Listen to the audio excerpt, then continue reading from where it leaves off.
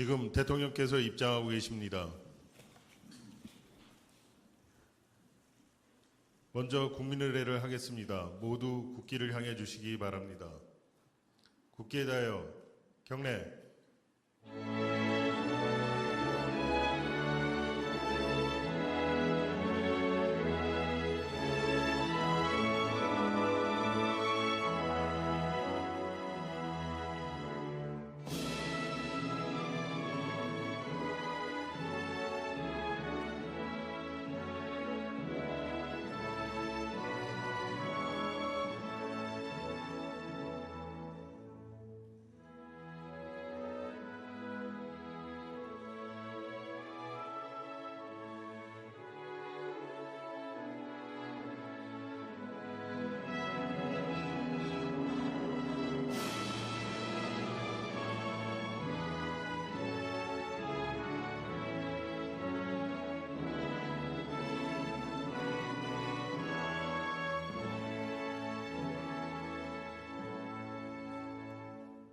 바로 모두 자리에 앉아 주시기 바랍니다.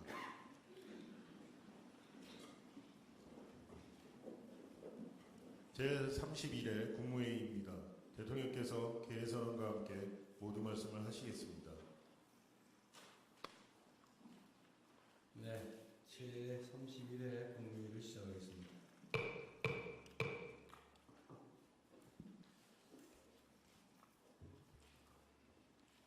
지난 주말 인천의 한 물류 창고에서 대형 화재가 발생했습니다.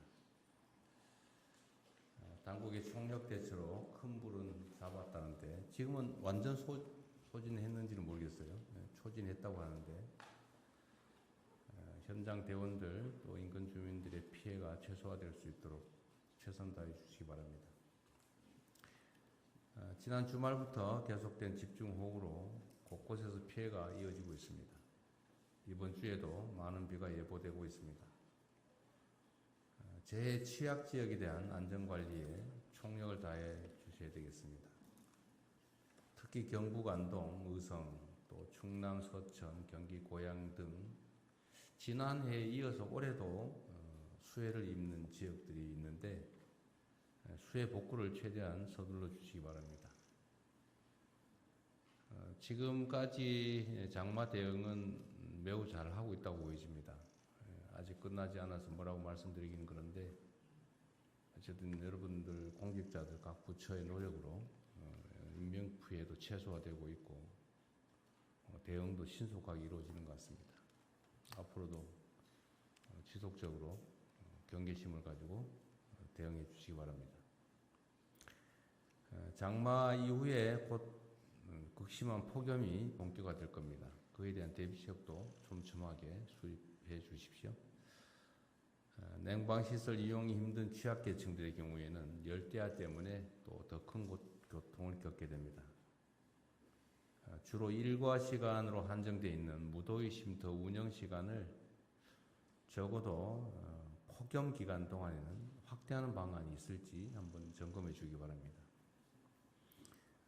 아울러 시장, 군수, 구청장들께서는 여름철 재해 대책에 특별히 집중해서 가용한 모든 역량을 투입해 주시길 부탁드립니다. 무엇보다 주민 안전이 중요하지 않겠습니까? 그리고 이거 상당히 좀 특이할 만한 상황이 있더군요. 보통 장마가 끝나면 그 수해로 인한 복구 사업을 하게 되는데 제가 시장 도지사 할 때 경험에 의하면 조사하는데 뭐 몇 달, 또 심사 받는데 몇 달, 예산 편성하는데 한참 걸리고 그래서 겨우 예산 확보해가지고 공사 시작하려고 보면은 바로 또 장마가 시작되고 그러죠. 우리 김성한 구청장도 한때 겪었던 일이기도 할 겁니다. 근데 이번에 보니까 장마철 이전에 그 재복구 사업이 얼마나 끝났느냐를 통계를 뽑는데 올해가 10년 중에서 최고치를 기록했다고 하네요. 장마 시작 전에 93.7%가 끝났다. 이게 최고치라고 합니다. 각 부처나 각 지방정부들이 매우 잘 대처해 주셔서 감사드립니다. 어쨌든 이런 조치를 통해서 이제 수재나 피해가 줄어들고 또 그에 따라 인명피해나 이런 것도 가능성이 줄어들기 때문에 이번에 이렇게 지금까지는 잘 대응하고 있는 게 이런 것들도 큰 영향을 미쳤던 것 같아요. 감사드립니다. 이런 최고치 갱신 이런 기록 나오면은 여기에 해당되는 우리 공직자들 뭐 다들 노력했지만 전원을 다 하기는 좀 어려우니까 몇 사람 뽑아가지고 좀 포상하든지 해주면 좋겠습니다. 올해 부처별 업무 보고가 지난주부터 시작됐는데 이제 대상 기관 절반 정도가 보고를 마무리했습니다. 특히 이번 업무 보고에는 국민 참여단이 참석하고 있습니다. 그리고 또 많은 국민들도 온라인을 통해서 실시간으로 댓글 등을 통해 의견들을 주고 계십니다. 각 정부 부처와 기관들은 업무 보고를 통해서 우리 주권자들께서 직접 지적한 사항들을 그냥 흘려버리지 말고 정책에 세심하게 반영해 주기 바랍니다. 아마 그 온라인 의견, 방송에 들어온 의견은 사실은 따져보면 엄청 많을 수 있는데 그게 다 국민들의 의견이고 이미 알고 있는 거라면 참고하시고 새로운 거라면 우리가 어차피 직면할 문제들을 미리 알려주는 거기 때문에 귀하게 여겨주면 좋겠어요. 근데 그런 걸 사전적으로 잘 대비하는 게 국정에 대한 평가를 개선하는 길이 될 겁니다. 정부 임기가 지금 2년 차에 지금 접어들었습니다. 지금이야말로 국정 전반의 속도를 더욱 높여야 될 때입니다. 1년은 준비하는 과정이었다고 보더라도 이제는 이제 달려야 할 때죠. 다 잘하고 계십니다. 여러 가지 해야 될 일들이 많은데 전에도 말씀드렸지만 우리가 임기 초에는 큰 돌 집어내는데 주력했다면 이제 큰 돌은 대충 집어냈고 중간 돌, 잔돌들 좀 집어내야 될 때가 됐습니다. 좀 양이 많아지죠, 점점. 손도 많이 가고. 그러면 끝이냐? 그 다음에 자갈돌 집어내야 됩니다. 그 다음에. 어쨌든 국정의 속도를 높여주시고, 공무원들이 그래서 공직자들이 성실해야 됩니다. 그리고 이 공무라고 하는 게 사실 개인적인 또는 뭐 사업이나 또 개인적인 일과는 좀 차원이 다른 게 너무 많은 사람들이 관련되어 있다는 겁니다. 그러니까 지방정부는 해당 지방의 구성원 수만큼, 국가사무는 소위 국정은 국민 5,200만에 관계가 되어 있죠. 그래서 우리는 뭐 공사 이런 걸 구별하지 않습니까? 그래서 우리는 공적인 일을 하고 그에 대해서 책임을 지는 사람들이기 때문에 어쨌든 일상적으로 국민들의 삶에 어떤 영향을 미치는지 또는 좋은 영향을 미치는 건 무엇이 있는지 또 나쁜 영향을 미치고 있는 건 어떤 건지를 정말로 세심하게 일상적으로 신경 써야 됩니다. 국민들의 삶에 대한 적극적인 공감, 이해가 매우 중요하다고 판단됩니다. 뭐 당연하지만 가끔씩 잊어버릴 수가 있어요. 어떤 정책이나 개혁도 국민의 삶과 동떨어져서는 성공할 수 없습니다. 우리들의 이상과 가치 중요하지요. 그것 때문에 우리가 공직을 하기도 하고 정치를 하기도 하지만 더 중요한 것은 그 권력을 맡긴 그 권력의 귀속 주체인 국민들의 삶입니다. 가장 우선은 언제나 국민들의 삶이죠. 민생에 중점을 두는 게 좋지 않겠냐 생각됩니다. 항상 민심을 경청하고 또 이를 국정에 반영하는 자세를 잃지 않아야 되겠습니다. 또 전 부처는 지금까지도 잘 해오셨지만 언제든 정책의 전 과정을 투명하게 공개하고 끊임없이 국민과 소통하는 자세를 갖춰야 됩니다. 제가 최근에 언론 보도에 보니까 정보 공개 청구 가지고 자꾸 소송하고 소송할 때까지 안 주고 있다가 소송하더라도 자꾸 항소하고 상고하고 이러면서 시간 끌고 다 공개를 안 한다고 하던데 이게 행정 불신의 원인이 되거든요. 우리 국민들께서도 정보 공개 청구를 뭐 공익적 목적이든 아니면 뭐 다른 목적이든 요구를 할 때는 일정한 기준에 의해서 합리적이고 타당한 결정을 대개는 받아들여요. 그런데 법원이 그 원고 승소 판결을 할 정도의 사안이면 사실은 최초 판단이 잘못됐다는 뜻이잖아요. 정보는 또 행정 과정을 공개하는 게 원칙입니다. 이런 거 가지고 불신을 사지 않으면 좋겠어요. 각 부처나 소속 기관들이 정보 공개에서 좀 더 열린 자세를 취해 주시면 좋겠습니다.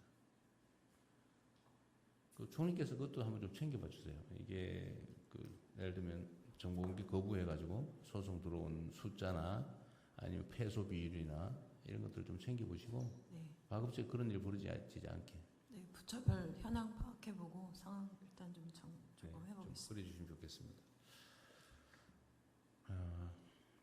인공지능 얘기를 잠깐 해야 될 것 같아요. 이게 우리 생각보다 너무 빨리 또 더 너무 깊숙이 우리 삶에 들어오고 있습니다. 인공지능 혁명이 우리 경제에 새로운 활력을 불어넣고 있는 한편으로는 또 이게 너무나 영향이 크기 때문에 K자형 양극화의 그늘을 너무 빠르게 키우는 측면이 있습니다. 경제 관련 수치들은 정말로 놀라울 정도로 개선되고 있습니다. 문제는 그와 달리 수많은 중소기업, 소상공인, 또 청년들이 성장의 온기에서 소외되고 있습니다. 외형적으로는 드러나는 건 엄청나게 빠른 속도로 개선되는데 그 속에서 상황이 그 속도만큼 악화되고 있어요. 각 세대와 지역 계층을 불문하고 소득, 자산, 주거, 또 일자리 불균형이 지속되고 있습니다. 정말로 뼈아픈 현실인데 대응책을 강구해야 됩니다. 특히 본질적으로 보면 양극화가 심화하면 할수록 경제 활력이 떨어집니다. 그리고 국가 전체의 성장 잠재력도 훼손되죠. 사회 통합과 안정성도 흔들리게 됩니다. 그리고 현재 우리가 경험하고 있는 새로운 변화의 가능성, 희망 이런 것들도 자칫 지나가는 신기루가 될 수도 있습니다. 이런 측면에서 보면 양극화의 구조적인 완화는 지속 가능한 성장과 뗄 수 없는 관계입니다. 동전의 양면 같은 것이겠죠. 양극화의 완화 없이는 지속 성장이 불가능하고 또 한편으로 성장을 해야 양극화 완화도 가능합니다. 이를 위해서 청년 일자리, 또 청년들의 자산 증식, 주거 안정에 범정부적인 노력이 필요합니다. 중소기업 또 소상공인들에 대한 다층적인 지원이 필요하고 지역별 맞춤형 성장 엔진 육성도 총력을 다해야 됩니다. 물론 우리가 대체적으로 이미 방향을 정해서 하고 있는 일이긴 한데 우리가 생각하는 것 이상으로 새로운 사회가 열리고 있는 만큼 그 대책도 이때까지 상상할 수 없는 강도로 속도로 집행해야 되겠습니다.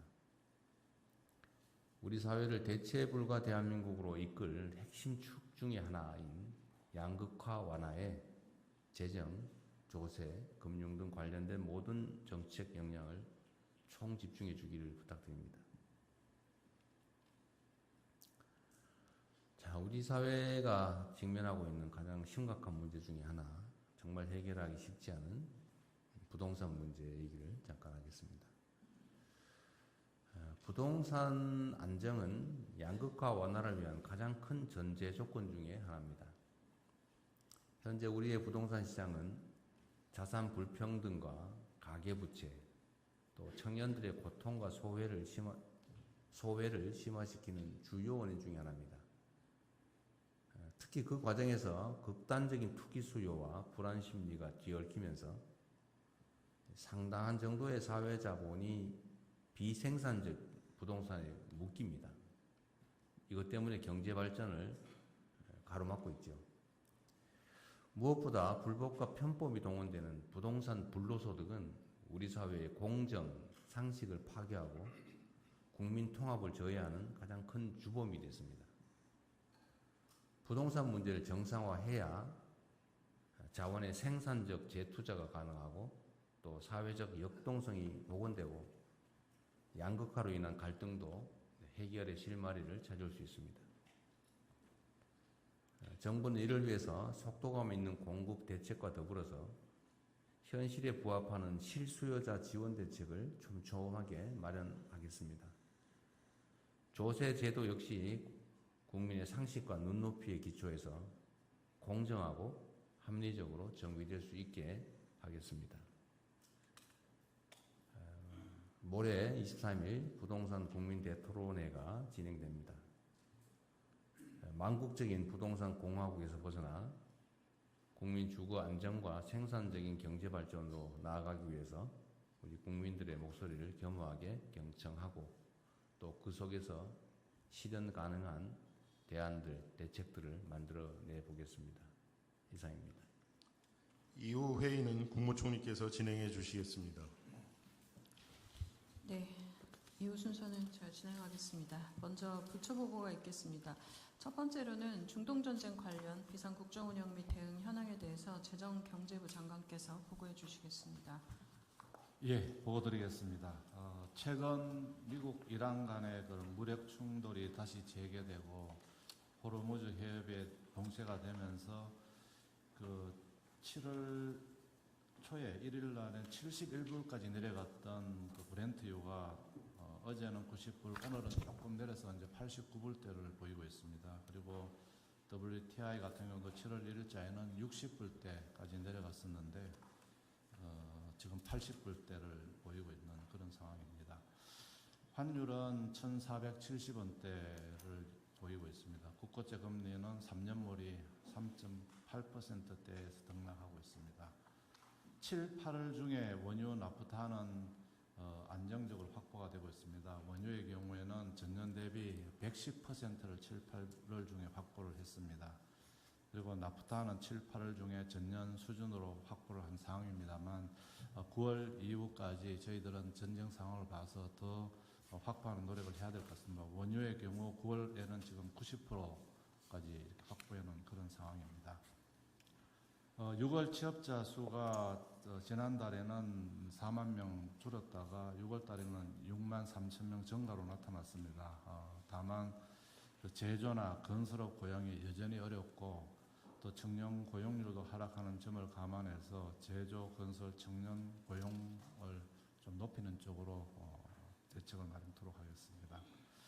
물가는 지금 현재 그 석유로 같은 경우는 6월 26일 날 휘발유가 2,000원이 넘었고 경유가 1,996원이었습니다만 지금 현재로는 휘발유가 1,872원, 그 다음에 경유가 1,857원에서 한 130원 이상이 내린 상황입니다. 그리고 특히 국민들께서 관심이 많으신 계란, 고등어, 그리고 닭고기 같은 경우는 6월 말 대비해서 한 3% 내린 상황입니다. 저희들이 수입도 확대하고 또 할인 행사 등을 통해서 가격 안정화를 총력을 기울이고 있습니다. 공급망의 경우에는 저희들이 중점 관리하는 품목이 한 40여 개가 되는데 이번 석유류 가격 인상에 따라서 전체적으로 한번 점검을 했습니다. 현재 빨간불이나 주황색 불은 없고요. 노란색 또는 초록색 불을 보이고 있습니다만 정부는 안심하지 않고 더 경각심을 가지고 공급망도 세심하게 살피겠다는 보고를 드리겠습니다. 고용에 있어서는 청년들 교육을 위해서 대기업의 교육훈련시설 등을 활용하는 K-뉴딜 아카데미가 8개 기업에서 7월 달부터 착수가 되었습니다. 8월 중에는 30개 기업에서 지속적으로 늘려나가도록 하겠습니다. 대학에서 학생들을 특수 반도체라든지 AI 교육을 시키는 부트캠프도 지금 현재 95개 대학에서 교육 중에 있습니다. 9월까지 108개 대학까지 확대해서 청년들의 어떤 전문 지식 양성 이런 거 더해서 또 반도체나 AI 등 전문 인력 20만 명 그리고 일자리 창출 30만 개 이상에 대해서 정부가 총력을 기울여서 지속적으로 대책을 강구하고 점검 마련하겠다는 말씀을 드리겠습니다. 외환에 있어서는 원화 국제화 로드맵을 지금 마련해서 원화 거래의 국제화는 물론 또 리스크 관리까지 하고 있습니다. MSCI 로드맵 과제는 주로 역외 원화 결제하는 시스템 관련한 과제만 남아 있습니다. 그래서 내년 상반기까지는 차질 없이 해서 이후 우리 자본시장의 선진화에 일정의 차질이 없도록 하겠습니다. 저희들은 교수님께서 말씀하신 바와 같이 민생경제에 최우선 중점을 두고 경제부처가 총력 대응해서 국민들께서 걱정하시는 일이 없도록 하겠다는 보고를 드리겠습니다. 이상 보고를 마치겠습니다. 네, 중동 상황이 다시 악화되고 있어서 다시 경계심을 높여야 될 것 같죠. 이번에는 또 조기 종전, 휴전 가능성도 좀 뚜렷하게 보이지가 않고 있어서 국내 물가에 미치는 영향이나 이런 것들은 좀 잘 챙겨야 될 것 같아요. 예.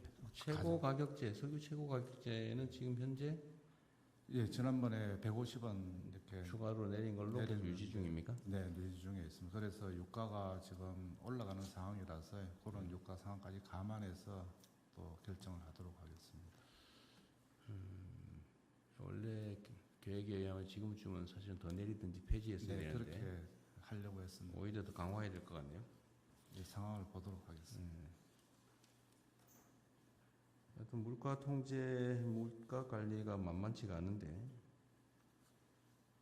수입 물가, 그러니까 예를 들어 할당관세든 아니면 저가 수입이든 이게 중간에서 하여튼 약간 부패 요소가 끼어들지 않게 최선을 다해서 주시기 예, 바랍니다. 그렇게 하도록. 전에도 할당관세 얘기를 잠깐 네. 했었는데 싸게 사가지고 비싸게 팔면 소용이 없잖아요. 그냥 업체만 배불리게 되는데 네, 이게 제대로 집행되는지는 관리를 철저하게 네, 해주면 그렇게 좋겠어요. 하겠습니다. 그다음에 이렇게 다시 뭐 유가가 올라간다든지 상황이 또 나빠지면 매점 매석이 다시 또 기승을 부릴 가능성이 있는데 어쨌든 현행 법률상으로도 매점 매석 대상 물품은 전부 몰수 대상이라는 거죠. 매점 매석 대상 물건은 전부 몰수 대상이라고 하니까 이번에 저기 공정거래위든 어디서 매점 매석 단속을 다시 또 경계심을 가지고 하실 때 그 초기에 그 매점 매석 대상 물품은 아예 압수 몰수를 좀 강화하면 좋겠어요. 그 수사기관하고 합동으로 조사를 하든지 해가지고 원래 몰수 대상으로 돼 있는데 압수를 거의 안 했던 것 같아요. 매점 매석 때는 네, 그렇습니다. 너무 가혹하다고 생각했는지 모르겠는데 네. 법에 하여튼 몰수 대상으로 정하고 있고 그것도 필요적 몰수 아닌가요? 일정 요건 하에 몰수할 수 있도록 할 수 있게 이미 몰수예요. 것으로 알고 있습니다. 그래서 안 했던 것 같은데 매점 매석이 지금 국내 경제에 미치는 영향이 너무 크기 때문에 앞으로는 매점 매석에 대해서는 좀 더 엄중 대응을 해야 되고 그런 차원에서는 압수하는 게 좋을 것 같아요. 원래는 뭐 팔기가 난 다음에 차액 부분을 뭐 몰수하고 이렇게 지금 처리해 왔던 것 같아요. 네. 네, 이제는 선제적으로 좀 압수하고 만약에 필요하면 압수 물품은 공매하잖아요. 그렇습니다. 그게 뭐 법원 판결을 거치고 뭐 이런 과정이 있던데 네. 예외적으로 이런 거는 사실은 관련 압수 당한 측도 그 너무 오래 묶여 있으면 손해잖아요. 물론 뭐 자기 거 아니니까 상관이 없을 수도 있긴 한데 무죄가 혹시 났을 경우에 아, 예, 그렇습니다. 피해 배상을 하거나 이럴 때 그때 뭐 손해는 전부해주면 되니까 보전해주면 되니까. 네, 절차가 오래 걸리는 게 바람직하진 않습니다. 예. 근데 이게 현재 상태로는 매각이 불가능하게 돼 있을 텐데 선제적 매각이 네. 압수 물품 필요한 법 개정을 해서라도 조기에 정리할 수 있게 하시고 압수나 이런 것은 좀 원활하게 하는 게 좋을 것 같아요. 필요한 법 개정도 검토를 하십시오. 네, 그 점에서 매점 매석이 미치는 악영향이 너무 커서 그래요. 네, 몰수제도 개선을 위해서 기재부에서 담당하고 있는 물가안정법의 몰수 관련 규정을 네. 개정하기 위한 작업을 지금 검토와 함께 진행 중에 있습니다. 하고 만약에 그게 이제 억울한 압수나 몰수했다고 하면 그 손해는 충분히 보전해 주면 되거든요. 네, 그 그렇습니다. 규정도 잘 만들어서 피해 전보도 그렇게 어렵지 않게 좀 해주면 좋겠어요. 절차적으로. 네, 너무 괴롭히지는 말고 억울한 사람 안 생기게.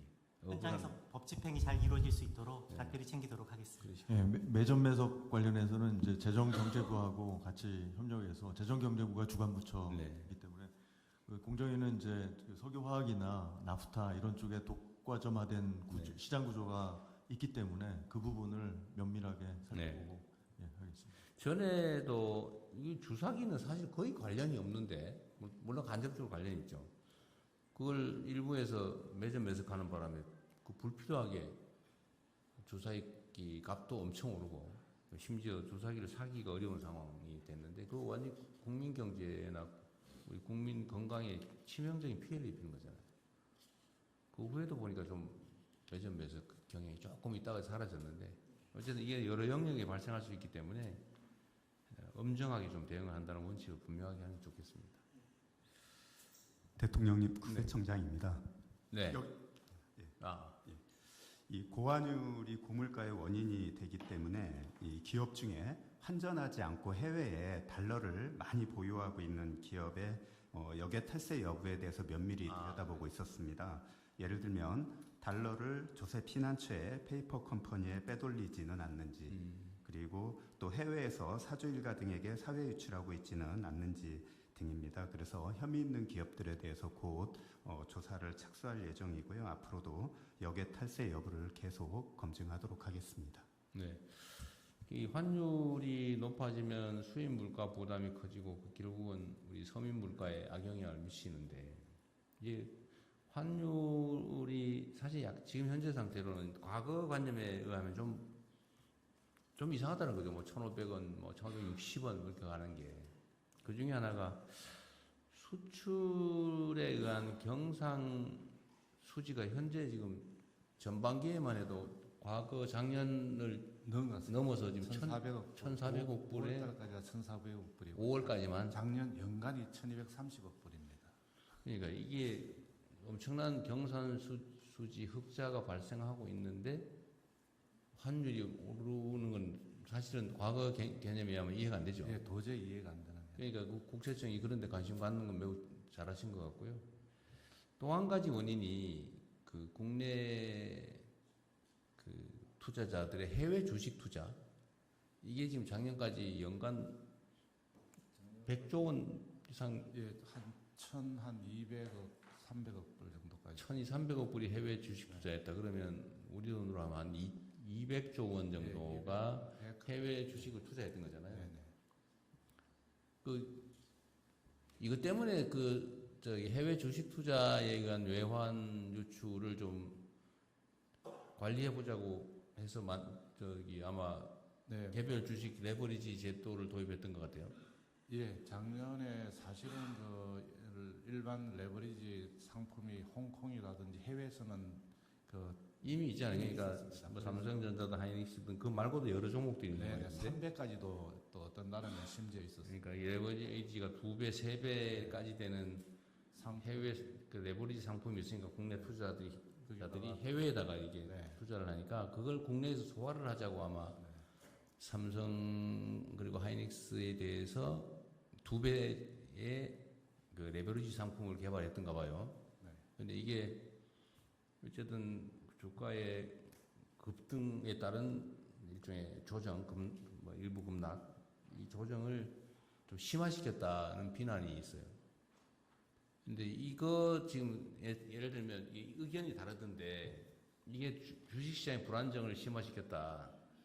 또 한쪽은 애초에 기대한 대로 해외에 2배, 3배 되는 레버리지 투자를 완화해서 국내로 예를 들면 국내 투자를 늘리는, 즉 외환 유출을 줄이는 효과가 있었다. 이 양론이 있는 것 같아요.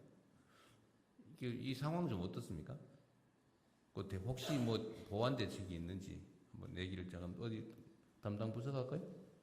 이게 원래 금융위 소관인가요? 네, 그렇습니다. 한번 상황이 어떻게 됐는지 간단하게 말씀 한번 해봐 주시죠.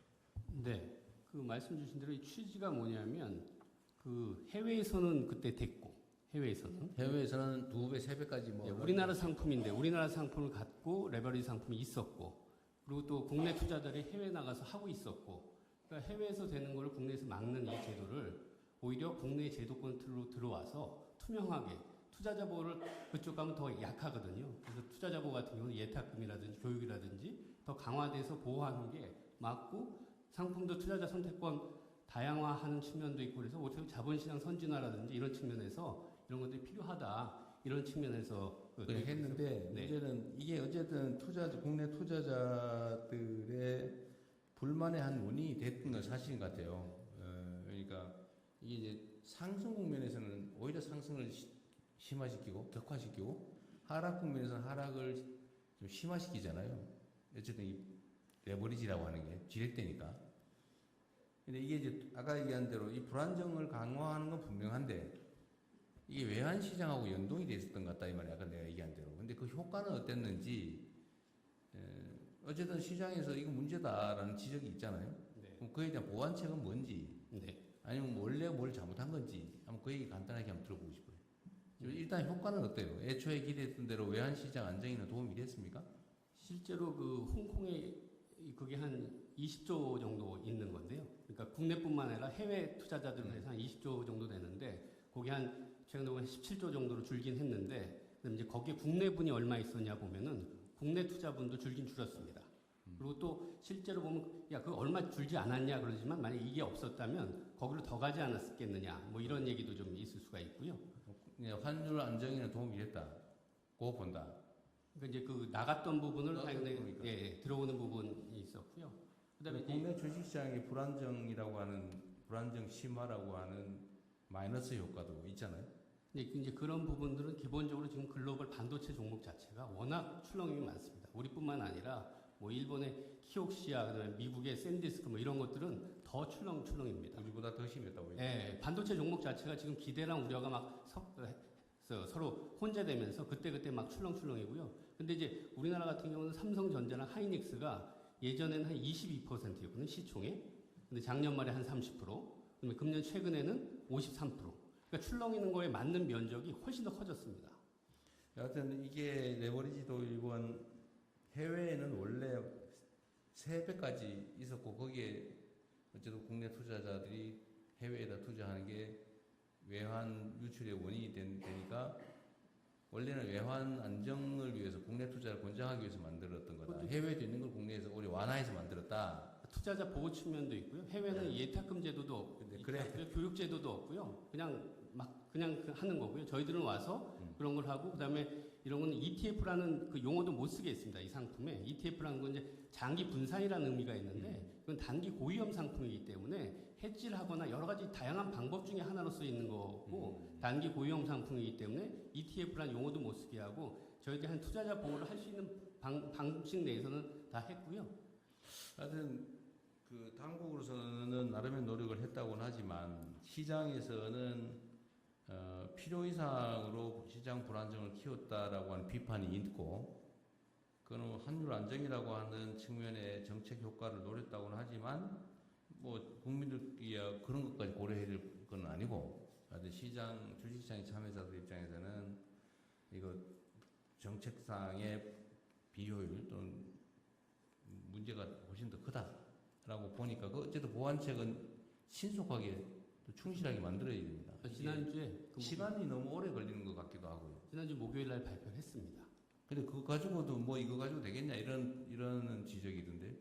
그러니까 지금 이 투자자 예탁금 같은 경우 기본적으로 현금으로만 3천만 원을 갖고 있어야 투자를. 근데 그 시행 자체가 즉시하거나 뭐 조기에 하는 게 아니라 한참 있어야 된다면서요. 근데 지금 저 전산 문제가 있어서 가장 빨리 땡겨서 8월 5일 날부터 그거는 하겠고요. 그러니까 어쨌든 그런 것도 미리 예상했어야 된다고 하는 게 이제 시장 참여자들의 요구인데 물론 정책 당국 입장에서야 그 완벽하게 하는 게 어렵긴 했지만 어쨌든 신속하게 또 필요한 대응 조치는 좀 과감하게 하도록 하십시오. 네, 시장 영향 계속 살펴보면서요. 필요한 게 추가 대책도 하죠. 거기 하필이면 급상승 국면에서 조정되는 요 꼭대기에서 도입되는 바람에 마치 이것 때문에 문제가 심각한 것처럼 착시를 일으킨 측면도 있어 보여요. 네, 5월 27일 날 도입이 됐는데요. 실제로 고점은 6월 22일 날 다 반도체들이 고점이 나온 거거든요. 그 6월 22일부터 지금 많이 빠지기 시작했습니다. 대통령님 아까 말씀하신 외화 자금 유출입과 관련된 그런 이제 부총리님 말씀하신 게 네. 작년 전체로 우리나라가 해외 증권 투자한 게 1,400억 불이 나갔습니다. 작년에 200조 대 나갔다는 거. 해외 뭐 기관 작년에만. 개인 그래서 그게 이제 개인이 400억 불이고요. 기관이 1,000억 불 정도 해서 작년에 1,400억 불이 해외에 나가서 그래서 작년에 이제 4.4분기 그럴 때 이제 환율에 엄청난 부담이 됐는데 올해는 기관들은 뭐 그 추세로 가는데 개인들이 전체 400억 불 한 게 올해 반 6월까지 28억 불에 그쳤습니다. 그러면 400억, 작년에 연간 400억. 연간 400억 불이니까 뭐 단수 반기하면 한 200억 불이 돼야 되는데 올해 상반기에는 올해 순유입도 많고 28억 불로 대폭 줄었습니다. 물론 이제 우리가 RIA 이런 조치도 했지만 그래서 개인들은 현격하게 해외로 자금 유출하는 게 순유출이 줄었습니다. 이런 효과들도 일부 작용했다고 봅니다. 하여튼 그거는 정부의 정책 효과고 주식시장 참여자들은 이것 때문에 변동성이 커지고 낙폭이 커졌다라고 생각해서 이제 피해를 입었다고 생각하는 거니까 보완 대책을 어쨌든 만드는 것도 우리 몫이죠. 정책이라고 하는 게 여러 면이 있어 언제나 어렵습니다. 이쪽을 방어하면 이쪽에 문제가 생기고 진짜 어렵죠. 우리 부처 장관님들 일하기 어렵죠. 이거 하면 저거 문제가, 저거 하면 이거 문제가. 자, 어쨌든 참 어려운 상황인데 슬기롭게 잘 대처해 갑시다. 네, 다음 할까요? 그럼 추가 의견 없으시면 원하는 대로 접수하겠습니다. 다음은 GMO 완전 표시제 시행 추진 계획에 대해서 식품의약품안전처장 농림축산식품부 장관께서 순서대로 보고해 주시기 바랍니다. 간략하게 합시다. 이건 뭐 대부분 아는 내용인데 네. 요약해서. 네. 예, 식약처 보고 드리겠습니다. 추진 배경입니다. 현재 GMO 농산물로 제조, 가공한 식품은 GMO 표시를 해야 되지만 제품에 GMO 성분이 남지 않은 식품은 표시 대상에서 제외하고 있습니다. 소비자 알 권리와 선택권 강화를 위해서 제품에 GMO 성분이 남지 않아도 GMO 원료를 사용하면 GMO 식품으로 표시하는 GMO 완전 표시제 도입을 추진하였습니다. 추진 경과입니다. 2018년부터 도입을 논의해왔지만 국민주권정부 출범 이후에 대통령님 지시에 따라 속도감 있게 진행하였습니다. 지난 연말 법을 개정하고 7월 8일 고시를 개정하였습니다. 다음 쪽입니다. 추진 주요 내용입니다. 최종 제품에 GMO 성분이 남지 않은 간장, 당류, 식용유지류를 GMO 표시 대상으로 추가하였습니다. 현장의 여건을 고려해서 간장은 올해 12월 31일부터, 당류, 식용유지류는 내년 12월 31일부터 시행합니다. 소비자, 업계, 주요국을 대상으로 설명을 통해 안정적인 제도 시행을 지원하고 해외 현지 점검, 통관, 유통 단계별 정밀 관리 등 빈틈없이 관리해 가겠습니다. 향후 계획입니다. 완전 표시제를 안정적으로 정착시켜 나가면서 비의도적 혼입치 등 제도 개선을 지속해 나가겠습니다. 정책 연구로 제도 개선에 따른 사회경제적 영향, 소비자 편익 등을 분석하고 이를 토대로 사회적 합의를 이어가겠습니다. 이상 보고를 마치겠습니다. 일단 요 보고와 관련해서 좀 몇 가지 얘기하고 가면 좋겠네요. 네. 어쨌든 우리 국민들 입장에서는 유전자가 변형된 식품이다, 아니다. 네. 이걸 알고 나는 유전자 변형된 그 재료로 만든 식품이지만 난 먹겠다, 싸니까 아니면 뭐 다른 이유로. 근데 그걸 하려면 이게 유전자 변형 식품이 그 물질이 들어 있는지 아닌지를 알아야 되잖아요. 근데 지금까지는 사실 표시를 안 해줘서 몰랐잖아요. 지금까지는 완제품에 유전자가 있는 경우만 표시를 했습니다. 근데 이제는 완제품에 없어도 이게 깜깜이었는데 당류, 식용유, 간장에 대해서 표시합니다. 그래서 식약처장님 그 말씀이나 보고서 내용 중에 네. 그 표현 GMO 성분이 남지 않는 네. 이라고 하면 사람들이 그거 완전히 제거됐나? 네, 완전 제거됩니다. 이게 근데 나는 이게 동의가 좀 어렵거든요. 예를 들면 네. 이게 유전자 변형 식품이라고 하는 게 이제 그 콩, 지금 옥수수, 카멜라 뭐 이런 거라는데 네.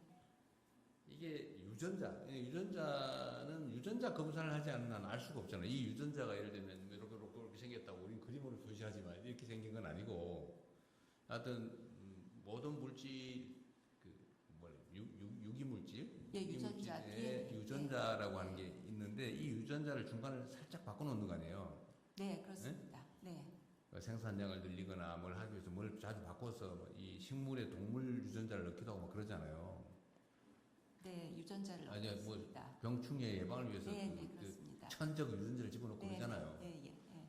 그 어쨌든 유전자가 변형이 됐는데 이걸로 이제 된장을 담궈요. 네, 그 된장을 담궈서 된장으로 간장을 만들어요. 네, 여기 보니까 간장, 당류 이렇게 식용 유질. 그러니까 예를 들면 이걸 짜가지고 이제 기름을 만들어요. 네, 네. 유전자 변형이 된 식물로 만든 당류, 당, 네, 네, 간장. 네. 거기 분명히 콩의 성분이 남아 있을 거 아니에요? 거기에 유전자가 제거됐다고 하는 게 유형물로 남지 않았다는 뜻이지. 눈에 띄는 물질로 남지 않아 있다는 거지. 유전자 자체가 변형된 유전자 자체가 제거됐다 이렇게 말할 수 있어요? 네, 이 제조 공정에서 예를 들어서 콩은 유전자를 다 제거해요? 콩기름을 짭니다. 콩기름을 콩기름을 짜요. 짭니다. 네. 이 기름을 짜고 나머지는 다 이제 그 버리는데요. 콩기름에는 유전자가 없어요? 네, 왜냐하면 유전자는 수용성 물질이기 때문에 좀 어렵게 얘기하면 이 기름하고 물은 섞이지 않습니다. 그래서 수용성은 제거가 되고 또 이것을 좀 더 완벽히 알기 위해서는 PCR이라고 해서 대통령님 코로나 때 왜 우리 PCR 많이 하지 검사. 않았습니까? PCR을 하면 모든 그 GM 유전자는 공통된 유전자 조각이 있습니다. 그러니까 이걸 집어넣는 카세트 같은 게 있는데 이 집어넣는 카세트의 이 조각이 모든 GM 유전자는 공통인데 이걸 PCR을 하면 다 알 수 있습니다. 아니, 그래서 안 나옵니다. 그게 검사를 했는데 안 나오더라는 거지. 이론적으로 제거될 수 있냐 말이에요. 아니, 예를 들면 된장을 가지고 이제 간장을 만들잖아요. 그 된장의 핵심 재료는 콩이잖아요. 그 콩은 유전자를 변형해서 생산된 콩이잖아요. 근데 그걸 짜서 간장을 뽑잖아요. 네. 거기에 콩에 변형된 유전자 성분이 완벽하게 제거된다고 믿어요? 저도 그게 굉장히 궁금했었는데요. 제조 가공 공정을 잘 보면 네. 이 간장을 만들 때 여러 가지 분해 공정이 있습니다. 산분해도 있고 효소분해도 있고 이런 분해 공정이 있으면 단백질이 파괴가 되고 DNA도 이 조건에서 다 제거가 되는 그런 가공 공정의 DNA가 다 제거된다고요? 특징이 있습니다. 네. DNA 최소한 그래서 그 DNA가 제거된 것을 저희가 PCR을 확인을 해보면 PCR은 굉장히 미량까지 우리가 식중독 검사할 때도 PCR을 쓰는데요. 그 PCR이라는 증폭을 해보면 안 나옵니다. 그러니까 PCR 너무 믿지 마시고요. 그거는 있는 물질이 있나 없나 확인하는 것이지 얼마나 미량까지 할 수 있는지는 그건 다른 문제죠. 100% 완벽하게 된다고 할 수 있는. 내가 물어보는 거는 이게 그런 논쟁들이 있더라고요. 이게 네. 아니 어떻게 유형물, 내가 이때까지 듣기로는 유형물로 남아있지 않는 경우는 아니 뭐 된장에서 콩 성분은 다 제거됐으니까 라고 말을 하긴 하는데 내가 생각하기엔 진짜 제거되냐, 그 유전자가 변형된 이 아주 미세한 이 물질이 싹 제거되느냐. 네, 이것이 국제적으로 그 통용되고 있는 국제는 방법이라는 걸 말씀드리는 것입니다. 그러니까 아니 네. 이게 예를 들면 이제 모든 신물질에 대해서는 이런 논쟁이 있잖아요. 안전함이 증명되었느냐, 불안정함이 증명됐느냐. 이건 전혀 다른 문제거든요. 불안정함이 증명되지 않았다고 안전함이 증명된 건 아니에요. 이런 논쟁거리예요. 예를 들면 이게 분명히 유전자 변형된 물질로 만든 제품인데 발견되지 않았다고 없다고 할 수 있냐? 없다는 게 증명됐느냐? 있다는 게 증명되지 않았다고 없다는 게 증명됐느냐? 이런 논쟁이거든. 아니 기본적으로 생산 물질 자체가 변형 식물인데 이걸로 만든 데서 완전히 발견되지 않았다고 없다고 할 수 있냐? 네. 그런 얘기거든요. 네, 그런데 이제 식약처에서 안전성 모든 GM 농산물 네. 식품에 대해서 식약처가 안전성 심사를 하고 있습니다. 알러지 심사, 독성 심사, 그리고 non-GM에 비해서 그 GM을 했을 때 영양 성분이 바뀌었는지 그런 동등성 심사를 해서 안전성 심사를 아니, 그러니까 하였다는 말씀을 드리겠습니다. 그러니까 안전하다고 했는지 불안하지 않다고 심사를 이거 다른 문제라니까요. 네. 이거 제가 얘기 뭐냐면 이게 유해하다는 뜻이 아니고 표시를 해줘야 된다 최소한. 네. 이 유전자 조작 물질로 이렇게 만든 것입니다라고 표시를 해서 일단 법률적으로 행정적으로는 유해하지 않다. 아니지. 안전성 평가를 어느 정도 통과했다라고 안전성까지 보장이 됐다라고 하지만 나는 이거 싫어. 나는 골라 먹을래. 아예 안 먹을래. 라고 할 수 있는 기회를 줄 거냐 문제잖아요. 그렇습니다. 그거는 안전의 문제와는 또 다른 차원의 문제다. 맞습니다, 대통령님. 근데 지금까지는 이 선택권을 국민들한테 사실상 충분히 보장하지 않았잖아요. 표시를 안 해줬잖아요. 표시가 안 되었습니다. 표시가 안 되시면 기본적으로 모르죠. 네. 그러니까 이번에는 표시를 하자 이런 건데 이것도 얼마 전에 제가 보고를 보니까 다 표시 다 하는 게 아니고 그 중에 뭐 일부는 유보를 했다 나중에 하겠다 뭐 그렇게 얘기를 하고 있는 것 같더라고요. 그래서 그런 표시 대상에 대해서 지금 더 연구를 하고 지금 정책 연구를 하고 있습니다, 대통령님. 그러면 이런 건 다 이제 표시를 의무화하는 겁니까? 지금 기본적으로 이게 이 식품에서 네. 주성분, 즉 이게 지금 콩기름 같은 건 콩이 주성분이지 않습니까? 네.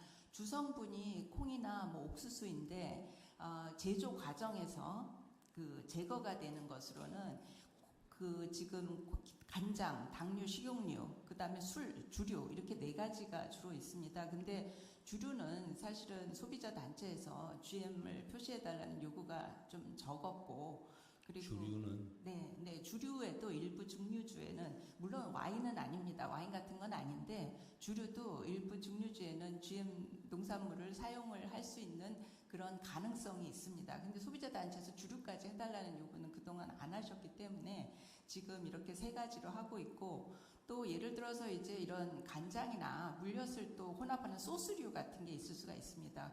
그런 소스류에 관해서는 저희가 좀 더 정책 연구를 지금 해보겠다는 말씀입니다. 네, 모두 하지 않고 일부만 한다고 전에 제가 받은 보고서는 그래 돼 있었는데 이게 지금 그게 불분명해서 내가 드린 말씀입니다. 네. 이 중에 일부는 지금 시행하는데 일부는 나중에 추가 검토하겠다. 내가 보고는 그렇게 받았거든요. 그렇습니다. 근데 그 내용이 지금 안 보여서 네, 하는 그렇습니다. 얘기예요. 제가 표시 대상 등이라고 제가 지금 써놓은 것이 그래서 등자 써놨다는 거예요? 예, 표시 대상에 들어간다는 겁니다. 비의도적 혼입치와 표시 대상 등의 지금 사회적 비의도적 혼입치는 나중에 판단하겠다. 네, 지금 현재 저희가 3%를 쓰고 있는데요. 비의도적 혼입치는 이것도 지금 좀 더 개선을 해달라는 요구들도 있고. 자, 그러면은 네. 내가 받은 보고서 내용하고 네. 지금 본 내용이 약간 똑같습니다. 예. 본인은 똑같이 썼는데 내가 보이기는 다르게 보이거든요. 어떤 면이 다르게? 이게 어떤 거는 지금 시행하고 어떤 거는 나중에 시행하고 분명하지 않아요, 선이. 지금 다른 분들 보시기는 어떠세요? 그 구분돼 보입니까? 잘 구분이 안 돼요. 지금 저희가 어디까지는 하고 어디까지는 안 한다라고 저번에 내가 보고 받았거든요. 네, 간장은 올해 하고요. 당류하고 식용유는 내년입니다. 거기까지 저희가 보고를 드렸고 여기는 그게 분명하지가 않아서 그러는 거예요. 이건 향후 계획이라서 그렇습니다. 표시 대상을 향후 예를 계획. 들어서 간장하고 당류 같은 거를 뭐 섞어서 만드는 소스나 그런 것들은 또 별개의 품목군이라서 그런 부분에 대해서는 앞으로 더 추후 보겠다는 것입니다. 그동안 시민단체나 소비자단체에서 가장 중요하게 얘기했던 게 간장, 당류, 식용유 주류 이 3가지가 오는데 2018년부터 지금까지 굉장히 많은 논의가 있었습니다. 그래서 이 대상에 대해서 지금 논의를 집중을 했던 것입니다. 네, 알겠습니다. 간장만 올해 12월 31일부터 하고 네. 당류, 식용 유지류는 내년 말부터 시행하고 네. 그 외에 우리는 3%뭐 이런 비율의 기준을 가지고 하겠다. 네, 그렇습니다. 예를 들어 EU는 0.9%다. 네.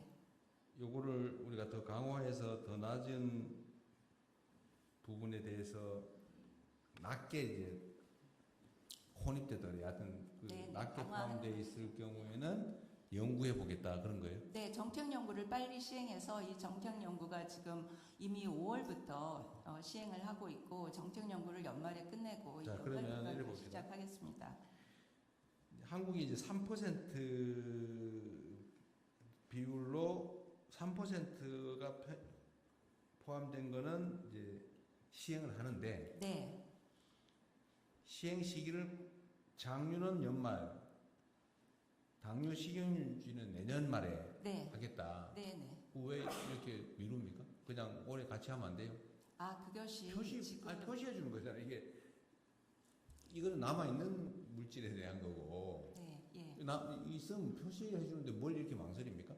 아, 그게 이제 업계에서 넌GM을 이제 소비자들이 많이 찾으실 거기 때문에 넌GM 옥수수나 넌GM 콩 원료를 확보를 해야 되는데 이게 계약 재배를 하면 재배를 하는데 소요되는 기간이 또 들고 그 다음에 또 이제 넌GM 식품과 표시하고 아니 이거 지금은 콩을 GMO 말고는 지금은 구매할 수가 없기 때문에 이거는 GMO 들어있는 간장입니다. 간장을 한다고 그랬으니까 당류입니다. 식용유입니다로 표시했다가 신속하게 국내 계약 재배를 해가지고 국내 콩으로 이건 국내 콩으로 GMO 아닌 겁니다라고 아예 이건 GMO 없는 겁니다. 넌 GMO라고 하면 딱 비교돼 줬잖아요. GMO 든 거, GMO 안 든 거 딱 표시해준 소비자가 이거 GMO 안 든 거구나. 비싸더라도 사 먹어야지. 이렇게 하는 게 타당하지 않아요? 그 말로 그래 업자들이 넌 GMO를 구하기 어렵다는 이유로 이렇게 오랫동안 비워둬서 우리 국민들의 선택권을 1년씩 미룹니까? 이것이 예를 들어서 간장 같은 경우 간장이 우리나라에 지금 소비되는 간장이 30만 톤 정도가 있습니다. 30만 톤 정도가 있는데 이 30만 톤을 만들기 위해서는 국내 지금 대두 수요로는 이 30만 톤을 만들 수가 없습니다. 아니 안 만들고 그래도 표시하라니까요.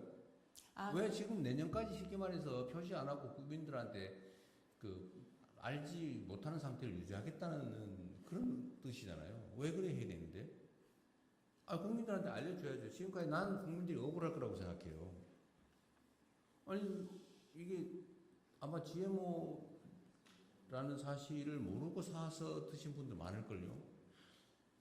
내가 오늘 아마 이 국무회의를 보고 국민들께서 그게 GMO였어? 라고 생각하는 분들 꽤 있을 거예요. 그래서 앞으로 나는 넌 GMO 사 먹어야지. 우리 애들 유전자 조작 안 하는 식품 사 먹어야지. 이런 생각하는 분이 있을 텐데 그분들한테 왜 선택권을 안 주냐고. 어차피 대통령님, 네. 저 전남광주 통합특별시장입니다. 이쪽입니다. 예. 우리 민정무 시장이군요. 네. 지금 대통령 말씀이 저희는 바람직하다고 봅니다. 저희가 이제 전라북도가 1위고 저희 특별시가 2위거든요. 콩 생산이요? 그런데 저희들이 지난 4월에 그러니까 직관적으로 이 넌GMO라고 하는 걸 보여주기 위해서는 국산 콩에도 표시제도 즉 인증마크를 도입하자는 건의를 농식품부에 한 적이 있습니다. 국산 콩으로 만든 거다라는 걸 표시하자? 그렇죠. 그건 많이 하는 것 같은데? 이거 비싼 콩으로 만든 그게 아직 정확하게 되어 있지 않습니다. 두부 이런 거 많이 하잖아요. 그게 안 돼 있어서 실제로 국산 콩 소비량이 늘지 않고 있는 상황이었거든요. 어쨌든 표시하는 게 바람직하다. 콩 생산하는 전남북 입장에서는 그 얘기죠. 저런 게 있어요.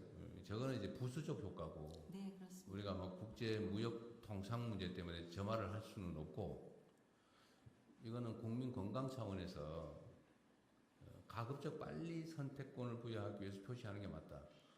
있는 사실을 표시하는 게 뭐가 문제예요?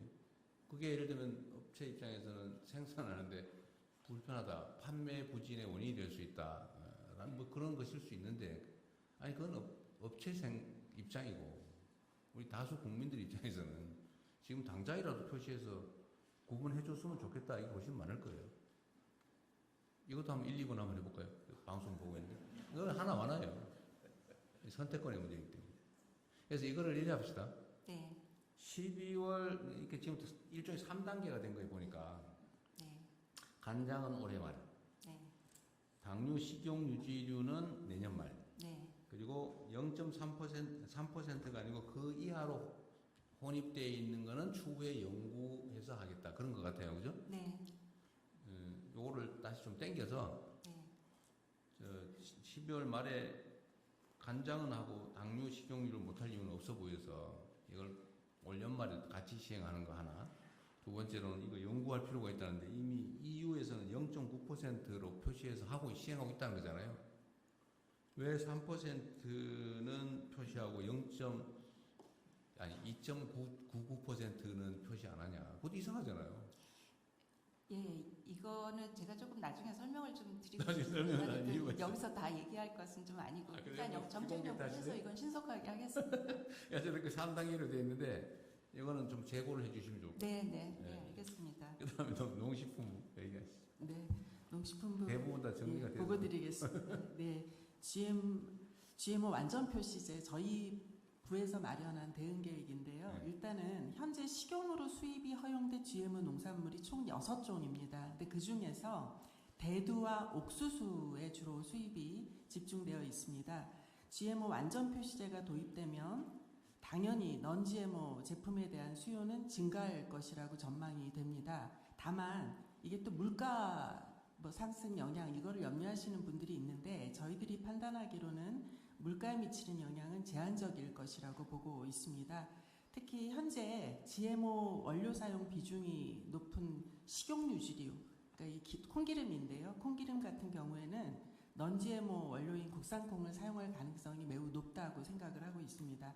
다만 국산콩 사용에 있어서 문제는 뭐냐면 국산콩이 수입콩하고 비교하면 가격이 좀 높습니다. 그렇다 보니까 저희들 과제는 국산콩의 생산성을 더 제고해서 가격 경쟁력을 확보하는 것, 그리고 식품업계가 그 가격이 비쌈에도 불구하고 프리미엄 시장을 겨냥해서 우리 국산콩 소비를 유도할 수 있도록 정책적 지원을 초기에 좀 하려고 생각하고 있습니다. 다음 페이지로 바로 넘어가겠습니다. 저희들이 지금 생각하고 있는 대응 방안은 크게 3가지입니다. 첫 번째는 GMO 완전 표시제 도입에 따라서 그 제도가 완벽하게 정착을 해야 되니까 이제 식약처 등을 비롯한 관계부처하고 또 이해관계자들이 여럿 있습니다. 함께 그 제도 개선 방안을 계속 협의를 하도록 하겠습니다. 특히 식품 산업과 물가에 미치는 영향, 이제 이 부분에 대해서 조금 더 섬세하게 들여다보고 국산 농산물 소비 확대 가능성을 집중해서 분석하도록 하겠습니다.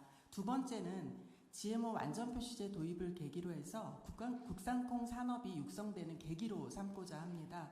먼저 우리 생산자들에게는 생산시설을 보다 현대화하고 전략작물 직불금 등을 통해서 국산콩의 생산성이 제고될 수 있도록 해나가겠습니다. 그리고 국산콩을 활용하는 그 식품 가공업체 대상으로 국산 콩기름 생산 라인을 새로 구축하게 한다거나 제품화부터 홍보, 판로 개척까지 지원하도록 하겠습니다.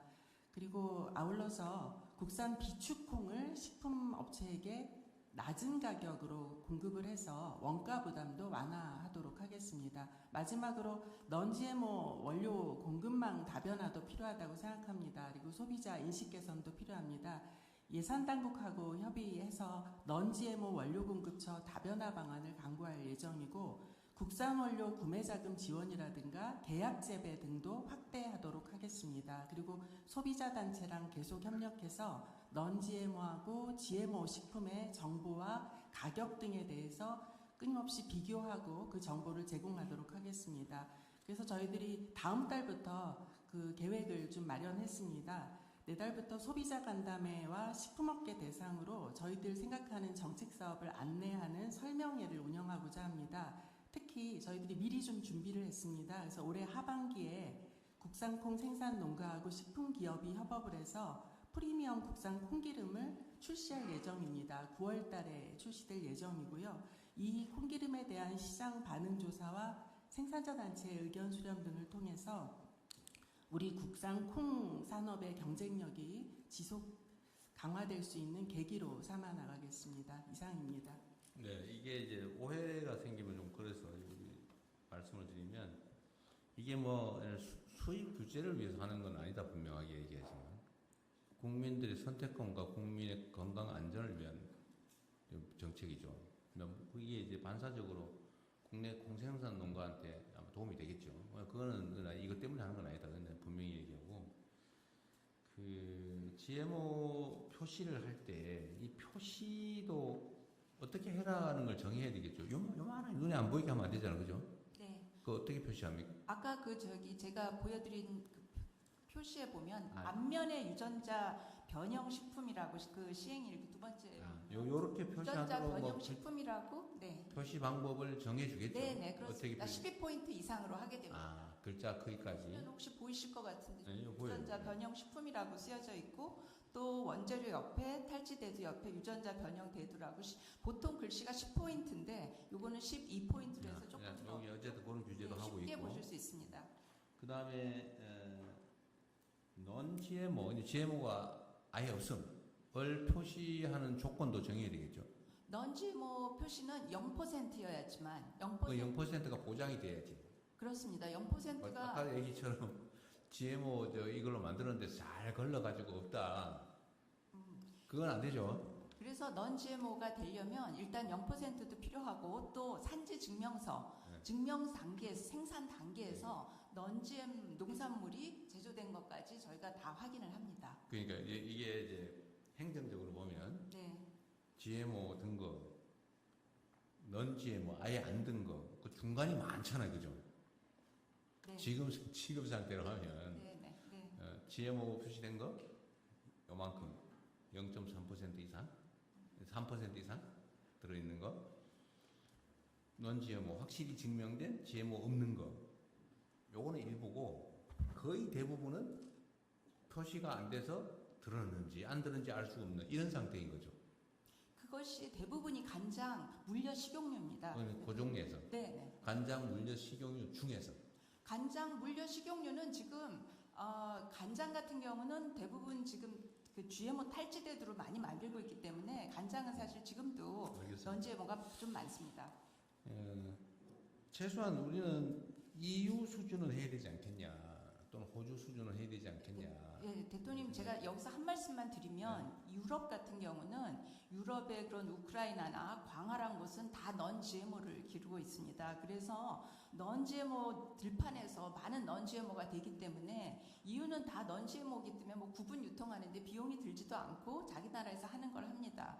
그런데 우리나라는 미국이나 또는 뭐 브라질, 우크라이나 등에서 이렇게 들어오는데 이게 들어올 때 어떤 배로 들어오느냐에 따라서 그 배에 남아있던 GM 콩이 한 3알 정도 남아있을 수도 있지 않습니까? 그리고 또 그런 부분 때문에 유통의 문제, 그 다음에 이제 미국 같은 데서 GM 밭이 있고 난 GM 밭이 있는데 GM 밭에서 바람이 불어서 넌 GM 밭에 가거나 또 새가 그 콩을 이쪽으로 해서 그래서 이게 좀 유통이 그게 비의도적 혼입체 개념입니다, 대통령이. 그러고 들어올 때 GM용 배나 GM용 트럭이 있지 않습니다. 아니 그렇게 뭐 저기 그래서. 바람에 날려서 끼는 얘기하는 건 아니고. 실제로 GMO 콩으로 만들었는데 또는 GMO로 생산된 식물로 만들었는데 네. 그런데 흔적이 없다. 고 할 경우에 그걸 뺄 거냐 안 뺄 거냐,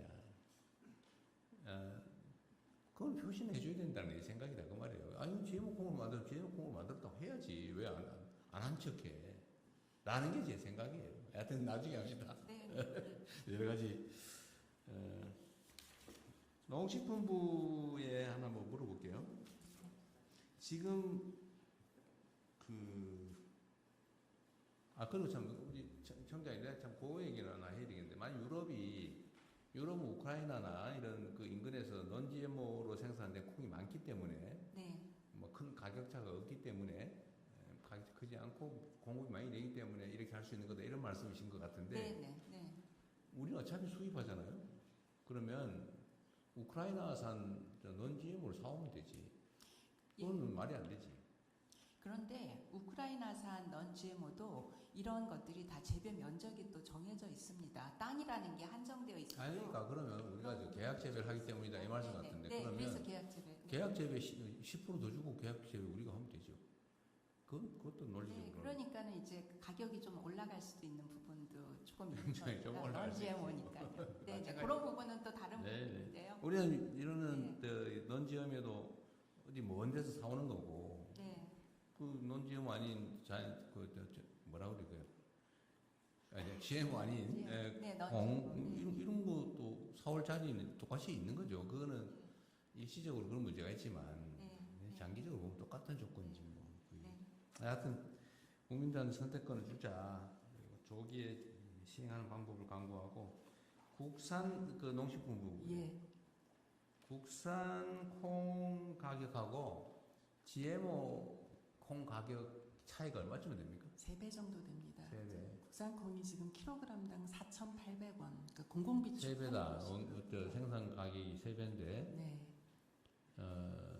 우리 국민들 입장에서는 지금 국민들의 소득 수준도 올라가고 또 건강에 대한 관심도 매우 높아져서 사실 GMO 이게 현재 과학기술, 의학기술 수준에서 문제가 없다라고 판단하는 거지 완벽하게 안전하다는 게 증명된 건 아니잖아요. 예를 들면 나중에 어떻게 될지도 모르는 측면에서 국민들 입장에서는 선택권이 있어야 되고. 그렇습니다. 그러면 이게 국내 콩을 하게 될지 아까 얘기한 대로 우크라이나산 non-GMO 콩 수입한 걸로 할지 그거는 모르겠지만 하여튼 이 선택의 여지가 커지고 생산량이 늘어나면 생산 단가가 떨어질 가능성이 많죠. 그렇습니다. 지금 뭐 거의 취미 비슷하게 어쩔 수 없이 짓는 콩농사라서 비싼 거 아니겠어요? 떨어질 가능성이 있지 않습니까? 박콩하고 농콩 이렇게 있고요. 저희가 7만 4천 헥타에서 콩 재배하고 있고 작년 기준으로 하면 15만 6천 톤 생산했습니다. 그런데 공공비축으로 한 게 6만 톤이고요. 나머지가 이제 시장에서 그 유통되고 있는 물량입니다. 하여튼 이게 그렇게 뭐 쉬운 문제는 아닙니다. 이게 아주 오래된 논쟁거리잖아요, 그죠? 시각처장 입장에서 매우 어려운 주제일 거예요. 정말 어렵죠. 기준은 어떻게 할 거며 이 정말로 불안한 건지 또 이때까지 해왔던 아주 오래된 이 시스템을 이렇게 순식간에 뜯어고치는 게 과연 적절한지 고민이 많을 것 같긴 해요. 이해하는데 그럼에도 불구하고 이런 기회 아니면 언제 고치겠어요.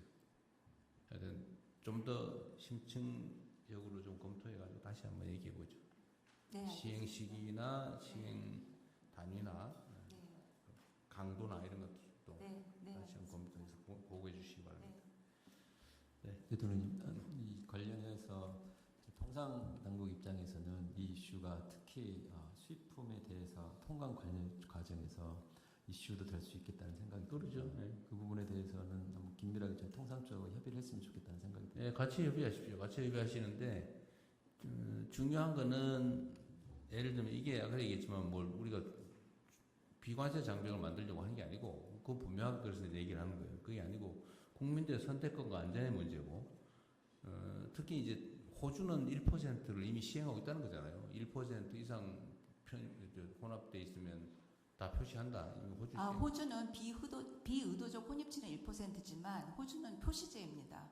호주는 그러니까 표시하고 있다는 거죠. 호주는 완전 표시제가 아닙니다, 대통령님. 그 비의도적 혼입치만 1%이지 호주는 기본적으로 원 제품에 GMO가 있느냐 없느냐를 표시하고 호주는 특이한 거는 이제 그 GM이 영양 성분이 바뀐 GM인 경우에만 일부 표시한다. 그래서 이게 완전 표시제하고 또 비의도적 혼입치는 살짝 또 별개의 개념이라고 할 수 있습니다.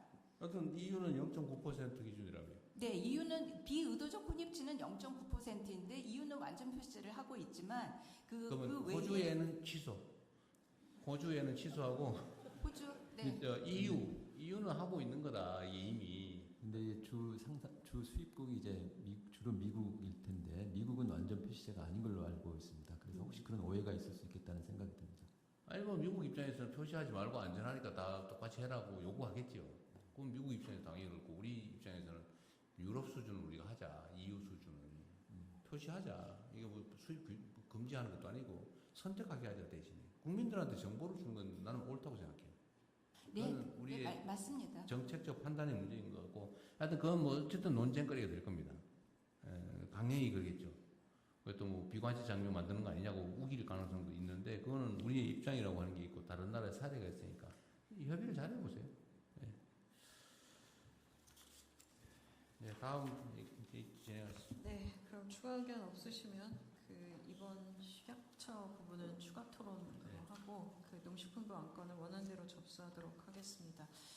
다음은 중소기업 지원사업 제3자 부당개입 근절 방안을 중소벤처기업부 차관께서 보고해 주시기 바랍니다.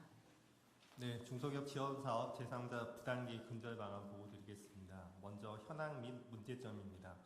브로커들이 업체명이나 홍보물에 정부 지원, 정책 자금 등 문구를 사용하고 중소기업 및 소상공인께서 이들을 정부나 공공기관으로 오인 이용하게 되고 고액의 수수료를 요구받는 등 불법 사례가 발생하고 있습니다. 특히 브로커가 지원사업 신청 서류를 대리 작성 및 신청하고 이 과정에서 허위 서류까지 만들어내고 있어 정책의 공정성이 크게 훼손되고 있습니다. 일부 브로커는 지원사업 선정을 약속한 뒤 계약금을 받고 잠적하거나 보험을 끼워 팔고 있어 이로 인한 영세기업의 금전 피해까지 발생하고 있는 상황입니다. 다음 그간의 추진 성과입니다. 중기부는 관계부처 및 정책금융기관과 합동으로 제3자 부당개입 문제 해결을 위해 작년 12월부터 TF를 구성하여 신고센터 운영, 신고포상금 지급, 자진신고자 면책 등을 추진해 왔습니다. 먼저 중기부 관할 정책금융기관 4곳에 브로커 신고센터를 설치하여 지난 7개월간 총 530건의 신고를 접수했습니다. 이 중 정부 공공기관 사칭 7건과 컨설팅 계약 불이행 2건 등 부당 개입이 의심되는 9건에 대해서는 경찰청에 수사 의뢰를 하였습니다. 또한 신고 포상제를 신설하여 현재까지 7건에 대해 총 270만 원의 소액 포상금을 지급했고 향후 수사 상황에 따라 최대 200만 원까지 추가 지급 예정입니다. 또한 브로커 이용 자진 신고자에 대해서는 정책 참여 제한, 자금 회수 등에 대한 면책 제도를 시행하고 있습니다. 현재 한 달여간 브로커 집중 신고 기간을 운영하여 자진 신고자에 대한 면책 범위와 신고 포상금을 한시적으로 확대했습니다. 아울러 크몽, 숨고 등 전문가 매칭 플랫폼에서 정부 지원 사업 관련한 컨설팅 활동이 많이 이루어진다는 현장 의견을 반영해 이들 플랫폼과의 업무 협약을 통해 플랫폼 내 브로커 활동을 위축시켰습니다. 플랫폼에서 정책자금, 승인보장 등 키워드 입력 시 불법 브로커 경고 팝업을 강력히 안내하도록 함으로써 플랫폼 내에 정책자금 관련 채팅방 개설이 40% 감소하는 성과가 있었습니다. 경찰청에서도 불법 브로커를 민생물가 교란범죄의 일환으로 보고 지난 3월부터 10월까지 집중 단속을 진행 중에 있습니다. 다음 향후 과제입니다. 먼저 디지털 기술을 기반으로 브로커의 지원사업 대리 신청과 사업계획서 대리 작성을 차단하겠습니다. 브로커가 여러 기업을 대리 신청할 경우 IP 탐지를 통해 적발할 수 있는 시스템을 다양한 중소기업 지원기관으로 확산하겠습니다. 제출된 사업계획서의 유사 중복성을 탐지하여 브로커가 대리 작성한 서류는 적발 탈락시키겠습니다. 다음으로 평가위원과 신청 기업 간 유착을 사전 방지하겠습니다. 평가위원 구성 시 난수 추첨 7인 이상으로 구성, 1차, 2차 평가위원 차별화 등으로 개별 위원회 영향력을 제한하겠습니다. 평가위원이 보는 사업계획서 등에는 기업 대표자명을 블라인드 처리하고 최저 점수를 제외하여 친분 있는 기업에 점수를 높게 줄 수 없도록 막겠습니다. 마지막으로 정책자금 운영 근거법인 중소기업진흥법 등 관련 법률에 부당개입을 별도로 정의하고 제재 근거를 마련하겠습니다. 현재는 형법상 사기죄 등을 근거로 부당개입에 대응하고 있으나 피해 사실 확보가 필요한데 이 경우가 좀 어려움이 많은 상황입니다. 법 개정을 통해 정책자금 브로커가 중소기업과 소상공인 속이는 행위 그 자체만으로 제재가 가능하도록 하고 중기부의 부당개입 조사 근거와 신고자 보호 규정 등도 마련해 부당개입에 보다 체계적으로 대응해 나가겠습니다. 국민 여러분께도 제3자 부당개입 신고 방법 안내해 드리겠습니다. 브로커의 서류 위조 권유, 보험 끼워 팔기, 정보기관 사칭 등 불법 행위를 겪으셨거나 불법 브로커로 보이는 현수막이나 온라인 광고 등을 보신 경우에는 중소벤처기업진흥공단, 소상공인시장진흥공단 등 정책금융기관의 누리집에 제3자 부당개입 신고센터에 적극적인 신고를 부탁드립니다. 보고를 마치겠습니다. 네. 근데 이거 다른 건 뭐 별로 저는 다른 의견 없는데 이 제3자 부당개입에 대해서 그럼 어떻게 할 거냐? 금지하는 건 맞을 것 같고, 그죠? 예를 들면 금지한 대상이 내가 정말 그냥 선배로서 선의로 도와준다. 이걸 처벌할 필요는 없잖아요. 내가 예를 들면 돈을 벌 목적으로 영리를 목적으로 아니면 뭐 부당한 이익을 목적으로 이런 경우로 제한할 거 아니에요? 정상적인 컨설팅은 컨설팅. 허용하는 게 있습니다. 근데 그 구분이 명확하게 쉽지는 않을 것 같긴 한데. 네, 저희가 이거를 법에 예. 형벌을 가하면 네. 예를 들면 이게 정당하게 받을 사람이 받을 수 있도록 도와주는 거는 그러고 나서 내가 수수료를 받았다. 예. 그게 그리 나쁜 일인가요? 예를 들면. 네. 근데 받을 수 없는 사람을 조건을 만들어서 받았다. 이거는 혼내줘야지. 근데 이거는 기존의 사기죄로 처벌할 수 있거든요. 그런데 받을 수 있는 사람한테 받을 수 있도록 조언을 해주고 적정하게 뭘 받았다. 이거를 형사처벌을 새로 법을 만들어서 하는 게 타당하냐. 이건 한번 고민을 해봐야 될 것 같아요. 그러니까 이게 전에도 우리가 얘기했지만 우리 대한민국 형벌 과잉 사회거든요. 뭐든지 처벌해요. 그리고 심지어 죄형 법정주의라고 하는 게 있음에도 불구하고 이 사람 나쁜 사람이네. 이러면 그냥 기존의 형벌 규정을 확장해서 그래가지고 막 판례 새로 만들어가면서 새로 막 추가하고 이게 마치 능력처럼 실질적 입법을 해버린단 말이에요. 근데 이게 대한민국 사회의 심각한 문제예요. 사법과잉. 누가 책도 냈던데. 근데 그래서 우리가 너무 형벌이 많다. 그러니까 뭐 수사가 뭐 마치 세상의 모든 걸 결정하는 그런 세상이 되다 보니까 지금 최근에 그런 논쟁도 벌어지는 거거든요. 그래서 이거를 형벌을 줄이고 실질적인 제재는 가하되 다른 제재 방법을 찾자고 한 게 이제 형벌의 비범죄화잖아요. 예, 정당하게 받을 사람이 받을 수 있게 수수료를 받았다. 이거를 형벌을 가할 사안이냐 과연? 근데 그건 허용할 거냐? 그건 또 아닌 것 같아요. 그래서 이런 경우는 우리가 기존 형벌도 지금 과징금으로 다 경제 제재로 전환하잖아요. 근데 이것도 금지하되 그냥 도와주는 건 괜찮고 영리를 목적으로 되는 사람을 되게 하는 거는 그거는 영리로 하면 안 된다. 이 정도로 하고 만약에 그걸 돈벌이로 했다고 하면 그 경제적 이득을 환수하든지 경제적 제재를 하는 걸로 충분하지 않을까 싶어요. 그러니까 형벌로 하지 말고 금지는 하되 형벌로 하지 말고 뭐 이익의 몇 %, 우리가 맨날 하는 거 있잖아요. 그로 인해서 얻은 이익의 몇 배. 이익은 환수해야 되니까. 이게 뭐 몇 배 또는 정해진 금액의 총 얼마 중에서 높은 거. 우리 맨날 하는 거 있을 때 그렇게 하면 어떨까 싶은 게 제가 드는 생각이네요. 물론 이건 좀 더 깊이 있는 연구를 해야 되긴 합니다. 근데 너무 그냥 형벌 이렇게 했겠네요. 대통령님 그 형법상 사기죄를 저희가 적용하려고 경찰하고 많이 협의를 해봤는데 기방행위는 존재하지만 그 재산상 손실이 사실 받게 해주겠다 하고 수수료를 받고 이제 아니 그 피해자는 그 당사자가 아니고 국가죠. 국가의 피해를 대상으로 해서 수사를 진행하는 게 경찰에서 좀 어렵다는 말씀을 좀 많이. 근데 우리 법무부장은 평생 형사범 조사했는데 이게 아니 국가에 대한 사기 행위 아닙니까? 원래 조건이 안 되는데 조건을 가짜로 만들어서 지원받으면 국가에 대한 사기죄 같은데? 뭐 어려움이 있어요?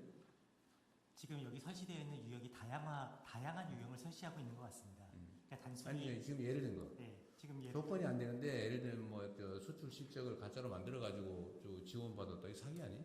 그 점에 대해서는 정부의 집행자에 대한 사기가 될 수 있습니다. 그런데 뭐가 문제라는 거죠? 그러니까 이제 신청 과정에서 거짓으로 서류를 만들어내도록 유도하거나 아니면 과도한 수수료를 요구하거나 아니면 보험 끼워 팔기 하는 다양한 유형들이 있습니다. 근데 본인 사업 신청자는 사기를 할 생각이 없는데 이 업자가 가짜로 막 유도하는 경우가 많이 있습니다. 네. 전문적으로 하는 스미싱 업체도 개입이 돼 있고 해서 국가에 대한 사기가 되기 어렵다? 예, 그렇습니다. 피해자가 특정되기 어려운 경우도 다수한테 또 이렇게 어떤 그런 경우도 경제적 제재로 하면 되지 않나. 그 때문에 이 처벌 유형을 또 만들어낸다는 게 전에도 얘기했지만 독일에 비해서 대한민국 형벌 규정이 3배가 많다고 합니다. 네. 근데 이익을 이제 측정해서 회수한다는 것 자체가 굉장히 좀 어렵다는 측면이 있어서 저희가 일단 이렇게 그걸 하기 위해서 수사를 허용하자. 그 수사권 남용 아니에요? 행위 자체를 규제하지 않은 형태로 저희가 지금 가고 있습니다. 이익을 아니 금지를 하되 그 제재를 꼭 형사처벌을 해야 되냐? 그 부분은 저희가 같이 그러니까 경제 제재로 충분하지 않냐? 다 돈 벌자고 하는 거니까. 이거 걸리면은 3배 물어내야 된다. 라고 하면 잘 안 할 것 같은데. 대통령이 그 피해액의 뭐 몇 배, 이익의 몇 배 이런데 이게 이제 여러 행위를 예를 들면 대리 신청 아니 그럼 지원금의 뭐 몇 프로 이렇게 걸리네. 아니 그거 하기 나름 아닌가요? 여러 가지 방법 그러니까 지원금의 몇 프로, 얻은 이익의 몇 배, 고정액으로 얼마 이하 이렇게 할 텐데 이 3개 중에 높은 걸로 이렇게 하면 되잖아요. 아니 알겠습니다 하지 말고 그러지 않냐는 게 내 생각이에요. 뭐든지 형벌로 제재하려고 하는 생각 자체가 조금 우리는 바꿔야 되겠다. 너무 많아요. 네, 기존에 이제 현행법 규정을 다양하게 저희가 검토해서 수사를 해봤는데 대부업 같은 경우는 이제 전업 규정이 있어서 안 된다고 하고 사기죄 대부업법으로 해서 그 대부업법은 아니지. 예, 그래서 그것도 안 되고 보험업체들이 하는 경우에 이제 많이 끼워 팔기를 많이 하고 있습니다. 보험업법. 컨설팅을 해준다는 명분하에 자기들 보험 상품 끼워 팔고 있는 그런 행위도 제재하기가 좀 어렵고 각종 이제 어렵다 보니까 저희가 이런 법이 필요하다고 생각합니다. 그러니까 이 법이 필요한 건 이해하겠어요. 그러니까 정부 뭐 예를 들면 정부 지원 뭘 하는 거를 컨설팅 또는 뭐 서류 작성 대행 뭐 조언 등등을 해주고 이를 이유로 대가를 받는 행위를 금지하면 되잖아요. 그 적당히 써서 허위 서류나 과도한 수수료로 하지 말고 있습니다. 네. 과도한 수수료 받는 거 아예 못하게 과도한 수수료 아니고. 적정 수수료 뭔가 정부 정책 지원을 받는 거를 조언, 대행, 서류 작성, 뭐 대서 등을 해준 그 대가로 금품을 받는 행위를 금지시키고 대신에 그거를 위반했을 경우에 어떤 제재를 가할 것이냐잖아요.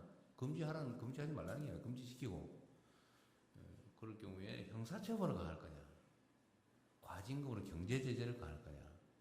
이건 선택의 문제라는 거죠. 정책적 선택의 문제인데 우리나라 형벌 너무 많다. 그러면 이게 악용될 수도 있잖아요. 선택해가지고 다 위반하고 있는데 미운 사람 찍어가지고 너만 한번 혼나봐라 이럴 수 있기 때문에 형벌을 줄이자는 게 우리 기본적인 방침이라 경제 제재로 충분한지를 검토해보자 이 말이죠. 네, 근데 저희가 이제 전반적인 컨설팅을 다 금지하겠다는 건 아닙니다. 다만 컨설팅 해도 되지. 예, 그런 정상적인 시장 정상적인 건 또 허용을 하고. 그럼 그렇게 쓰면 되지 뭐. 예, 근데 다만 돈 받는 건 안 된다. 예, 그렇습니다. 돈 받고 하는 건 원래 안 되는 거잖아요. 돈 받고 해주는 건 원래 대서사나 변호사가 하는 일이지. 서비스들은 있습니다. 예, 행정 신청을 대행해 주는 게 소위 옛날로 치면 행정사 아니에요? 예, 행정사. 요새는 뭐라고 부르나 모르겠는데. 행정사 사무소가 있는. 행정사죠. 그건 행정사만 해야지. 정상적인 절차 대행까지는 괜찮은데 서류를 허위로 작성해 준다든가 아니면 확실하게 이번에 선정되게 해주겠다는 그런 거짓말을 이익을 받지 않고 해주는 것도 금지하겠다. 이익을 받지 않고 허위 서류를 만들어내는 건 본인의 사기 행위 아니에요? 그건 뭐, 예, 맞습니다. 그건 너무 막 머리를 많이 쓰시는데? 그래서 저희가 이제 거짓으로 서류를 작성 제출하거나 그렇게 하도록 교사 알선하는 행위거나 아니면 그런 과장 기만적인 표시 광고 행위 요 3가지 유형에 대해서만 제재 대상으로 지금 법률 안으로 축정을 하고 있습니다. 이 서류를 내는 거는 당사자가 처벌될 일이고 제재받을 일이고. 근데 그렇게 유도했다라는 당사자는 이제 정책 자금에 대한 참여 제한이라든지 이런 부분이 있고 이 유도한 브로커에 대한 처벌 행위가 필요하다고 저는 생각했습니다. 뭐 그런 걸 하더라도 하여튼 저는 내 의견을 낸 거니까 그걸 좀 치밀하게 논의해서 하시라는 제 의견이에요. 이렇게 하라고 그 지시는 아니고 그렇게 하겠습니다. 그 방향으로. 참고로 저 표시 광고 문제는 공정위에서도 규율할 수는 있습니다. 네.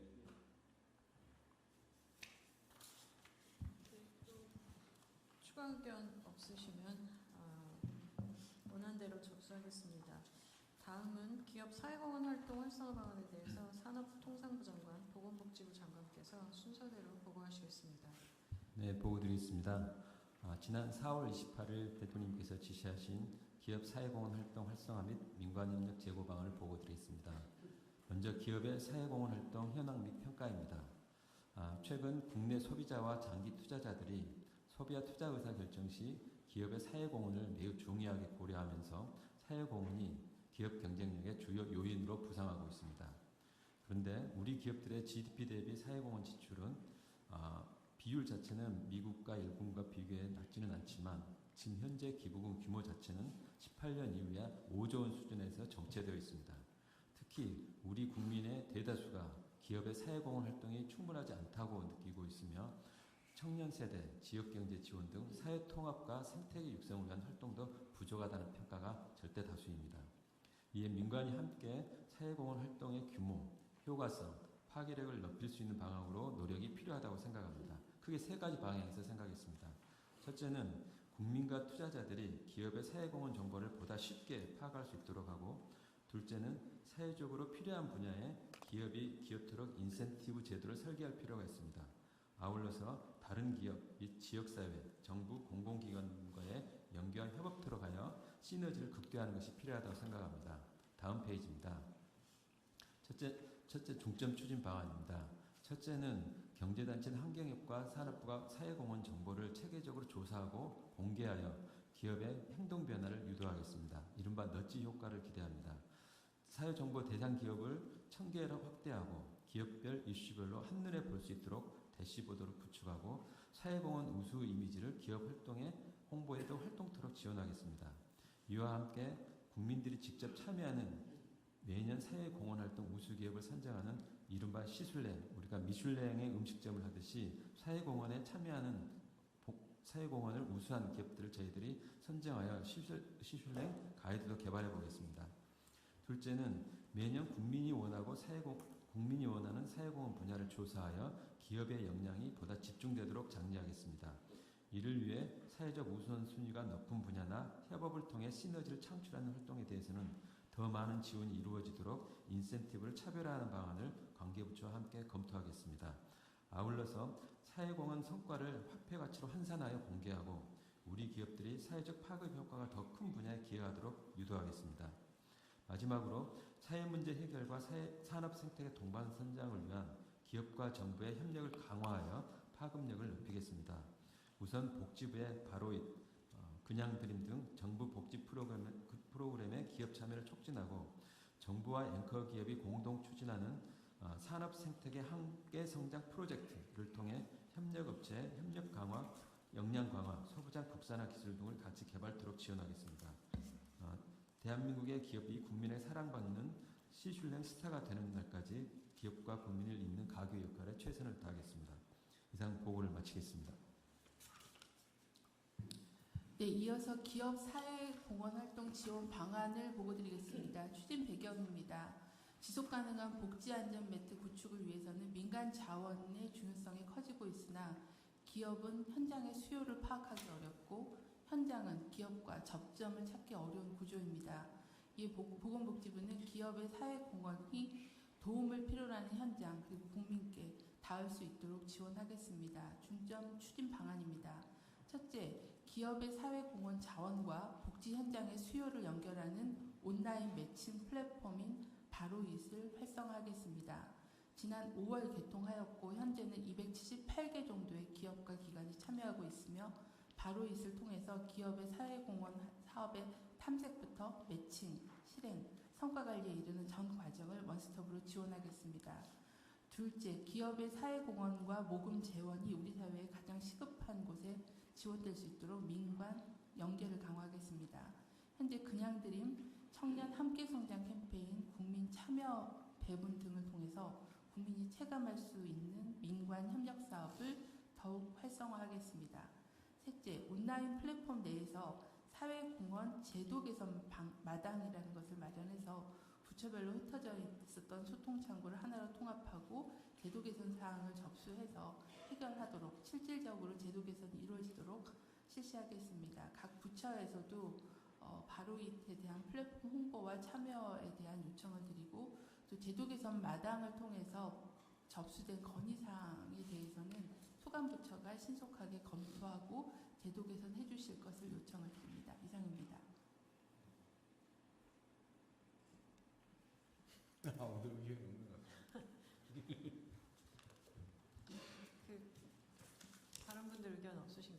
네, 보고 하나 드릴까요? 네네. 모범 사례인데요. 복지 사각지대이자 위기의 청소년이라고 할 수 있는 북향민 출신 자녀들에게 중고등학교 교육 과정을 가르치고 있는 대안학교, 여명학교라고 있습니다. 20년 전에 만들어졌는데 그동안 이제 남의 건물 새들어서 전전하다가 이번에 강서구의 폐교 부지에다가 신축 교사를 짓습니다. 학교 측이 100억을 지난 20년 동안 모금을 했고 이제 건축비가 160억인데 나머지 건축비 60억을 현대자동차 그룹이 냈습니다. 그래서 이번 주에 서울시 교육청과 통일부, 현대차가 업무 협약을 이번 주에 합니다. 모범 사례고요. 제3자 뇌물에 해당될 가능성이 있나요? 그렇진 않을 것 같은데요. 그 다음에 또 하나는 유한양행 그룹인데요. 지난 10년 동안 북향민 대학생들에게 680명에게 장학금을 20억을 지원해 왔습니다.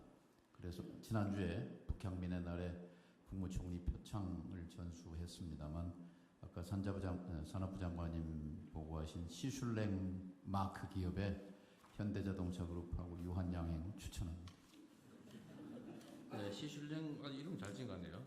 네. 저희들 생각에는 이게 각 기업들이 굉장히 분절적으로 활동들은 하는데 그게 총체적인 평가에 있어서는 할 수 있는 방안도 마땅치 않습니다. 그런 부분에서 한번 고민. 네, 이 선행에 대한 우리나라 그런 관념 있잖아요. 오른손이 한 일을 왼손이 모르게 하라 그랬던가? 거기에다가 무슨 점잖게 말해 자기가 점잖지 못하게 자기가 한 걸 자랑을 하나? 이런 그 유교적 관념 이런 게 있는데 사실은 이거 권장해야 될 일이거든요. 좀 많이 알리고 또 따라할 수 있게 그렇게 할 필요가 있습니다. 잘 기획하신 것 같네요. 네, 행안부에서도 말씀드리겠습니다. 저희 행안부는 이 자원봉사와 기부 활동에 대한 이 업무를 실행해 왔었는데요. 대한민국 자원봉사 대상이라든가 착한 기부 대상, 그 다음에 공익활동 임팩트 어워드 이런 이제 그 포상 제도를 운영을 해왔습니다. 그런데 주로 이제 개인에 대한 기부 또 자원봉사에 대한 포상인데요. 지금처럼 이렇게 CSR이 일반화되고 기업들의 사회 기여가 활성화되는 상황에서 이런 포상 제도도 이 개인뿐 아니라 기업을 대상으로 한 포상으로 넓혀야 되지 않나 하는 말씀을 드리고요. 그렇게 검토해 나가도록 하겠습니다. 또 아울러서 이 기업의 주식 기부라든가 이 공익 활동을 활성화시키기 위해서 공익법인에 대한 주식 기부 그리고 공익 목적 투자에 대한 그 길을 열어주는 상승세법 개정이라든가 기부금품법 개정도 추진할 계획입니다. 네, 그 말씀 들으면서 든 생각은 굉장히 좋은 제도들이고 그리고 개인들의 기부, 기업의 기부 이런 것들이 활성화되고 이걸 잘 알리면 굉장히 좋을 것 같고 여기에 대한 뭐 혜택이나 또 홍보 효과 이런 것들도 잘 해드려야 될 것 같아서요. 지금 각 그 부처에서 말씀하신 내용들을 좀 합쳐서 정부가 하는 것도 하나의 어떤 브랜드가 좀 잘 만들어지고 또 각 기업들이 또 부처마다 다 협의하시거나 이러지 않고 좀 하나의 그 브랜드로 갈 수 있도록 하는 방안과 그리고 아까 바로 말씀 주셨는데 이게 어떤 일을 하는 사이트인지 이런 것들에 대한 것도 좀 잘 알려지도록 한꺼번에 좀 살펴보는 것들을 좀 해야 될 거라는 생각이 듭니다. 그래서 이 부분은 좀 저도 같이 보고 말씀 나누도록 하겠습니다. 예, 추가 의견. 잠깐만 이게 아까 제가 우리 통일부 장관님께 제가 지금 농담처럼 얘기했지만 지금 현재 검찰의 그 제3자 뇌물 운영은 직무상 관련이 있으면 그거를 논의해서 기부를 제3자 공익기관에 해도 다 유죄라는 생각을 가지고 있잖아요. 지금 그런 상황에서 각 부처들이 자기 소관 사무와 연관성이 조금이라도 있는 관련 업체들하고 소통을 해가지고 기부를 제3자 공익기관에 하게 하면 지금 현재 개념으로는 다 제3자 내용입니다. 그러니까 이걸 어떻게든 정리를 해야 됩니다. 이게 이제 정치적 목적으로 이거 형벌을 운영하다 보니 형벌 제도를 운영하다 보니까 이런 지경까지 왔는데, 하여튼 소관 사무와 관련이 있는 관련 누군가와 대화를 해서 그 사람이 뭘 냈다, 소관 사무에 뭐 현안이 관련이 돼 있다고 하면 다 걸리는 거잖아요. 네, 그 점에 대해서 대통령께서 말씀하신 대로 과거에 검찰에서 그와 같이 제3자 뇌물로 이렇게 의뢰해서 기소한 사례들도 있었습니다. 제가 이제 법무부에 근무하면서 한 가지 느끼는 점은, 지금 예컨대 소년원 같은 경우에 특정 기업이 각 소년원에 도서관을 지어주면서 책도 기부하는 사업 등을 하고 있는데요. 그렇게 정부가 기부를 받기 위해서는 지금 법률에 근거가 마련되어 있는 경우에 지금 기부를 받고 있는 상태입니다. 그래서 이런 부분들이 정부가 받을 때는 그렇지. 네, 정부가 받을 때 그렇습니다. 민간에 하는 것도 지금 문제 삼고 있잖아요. 네, 그 점에 대해서는 뭐 제3자 뇌물죄가 부정한 청탁이라는 요건을 삼고는 있기는 합니다만, 과거에 기소한 사례들도 있기는 해서 지금 예컨대 관련성이 있으면 부정한 청탁이 있다고 본다. 이게 지금 판례잖아요. 그래서 그러한 어쨌든 사례와 있다. 해석 때문에 여러 가지 부담이 있는 것은, 현실적으로 부담이 있는 것은 사실인 것 같습니다. 네, 어쨌든 그 문제도 한번 정리를 언젠가 해야 됩니다. 이게 대통령님, 그 관련해서 저희가 지난번에 한번 대통령 굳이 걸면 걸립니다. 지난번에 한번 이 말씀을 해주셔서 저희들 내부적으로 좀 자문도 받고 했었는데요. 저희 산업부 같은 경우는 보니까 산업발전법에 이 지속 가능 경영을 시책을 추진할 수 있는 근거 조항이 다행히 있더라고요. 이게 산업 조항이 있어도 걸립니다. 그래서 저희들 내용을 보면은 저희가 직접적으로 하는 게 아니라 가급적이면 좀 어쨌든 이게 하여튼 그 문제도 정리를 언젠가는 해야 된다. 이 공직자들이 공익적 활동을 하는 것 자체가 지금은 다 이렇게 문제가 될 수 있기 때문에 언젠가 가이드라인을 정리를 한번 쯤은 해야 된다 그 말입니다. 네, 선생님 말씀대로 내용 정리도 해야 될 것 같습니다. 그러면 다음은 부처 협조사항 공유하겠습니다. 기업 R&D 성과 공유 및 재투자를 위한 투자형 R&D 도입에 대해서 과학기술정보통신부 장관께서 말씀해 주시겠습니다. 네, 투자형 R&D 도입에 대해서 보고드리도록 하겠습니다. 기존의 기업의 R&D 지원 방식은 연구비 지원만 하고 끝나는 형태였습니다. 그러다 보니까 성과 회수, 재투자에도 한계가 있었습니다. 앞으로는 기업의 R&D 지원의 효과성을 제고하고 신기술 신산업 분야에서 정부가 위험을 부담하고 투자하며 기업의 자율성을 보장하고자 합니다. 두 가지 추진 방식을 추진하고자 합니다. 정부가 특정 기술을 확보하기 위한 프로젝트형 SPC 형태, 그리고 정부가 투자조합을 형성해서 성장 잠재력이 있는 기업에 R&D 자금을 투자하는 방식입니다. 바로 시행되기는 어렵기 때문에 내년도에 시범사업 4건을 추진하고자 합니다. 과기정통부 중기부에서 우선 시행하고자 하고, 이를 위해서 내년도 연구개발 출자금 비목 신설을 완료하고 기획처와 기금을 통한 재원 반영을 협의 중에 있습니다. 협조 사항입니다. 사실 이 본격적인 투자 R&D 확대를 위해서 수요 발굴 기획에 시간이 많이 걸립니다. 지금 대형 R&D를 운영하고 있는 산업부, 국토부, 기후부에서 각별히 좀 관심을 가져주시면 감사하겠습니다. 또한 이 투자형 R&D 성공 기업의 성과가 시장으로 연결되기 위해서 이 후속 지원 체계도 구축이 필요합니다. 예를 들어서 과기정통부가 병역특례나 특례 상장 이런 어떤 특례를 제공하고, 중기부가 이제 수출 대외 인증비 등 인센티브를 지원하는 등 이런 후속 지원 체계에 대한 구축 방안도 법무 차원에서 논의드리도록 하겠습니다. 이상입니다. 예. 이건 뭐 오래전부터 우리가 한번 해보자고 했던 얘기 같네요. 네. 그리고 저기 비공개 회의 또 정리하고 갈까요? 지금 영상 홍보 실시간 의견 있는데요. 그것도 있고. 그거 먼저 하고. 네, 그러십시오. 네. 그럼 정부 주요 정책에 대한 장초 홍보 영상 상영했습니다. 국세청 영상이었습니다. 국세청장님께서 영상에 대해서 소개해 주시기 바랍니다. 네. 국세외 수입을 여러 정부기관이 협력하여 원팀이 된 정부가 통합 징수하겠다는 의미에서 충주시의 최지호 주무관, 일명 벌에 쏘인 강아지로 인기몰이 중인 양주시 주무관 등 각 부처 공무원들이 협업하여 영상을 제작했습니다. 해당 동영상은 온라인에서 좋은 반응을 얻고 있으며 시간 관계상 약 1분으로 압축했습니다. 그럼 영상을 시청하시겠습니다. 지금 위급 환자가 발생했습니다. 자, 제가 의사입니다. 어디에요?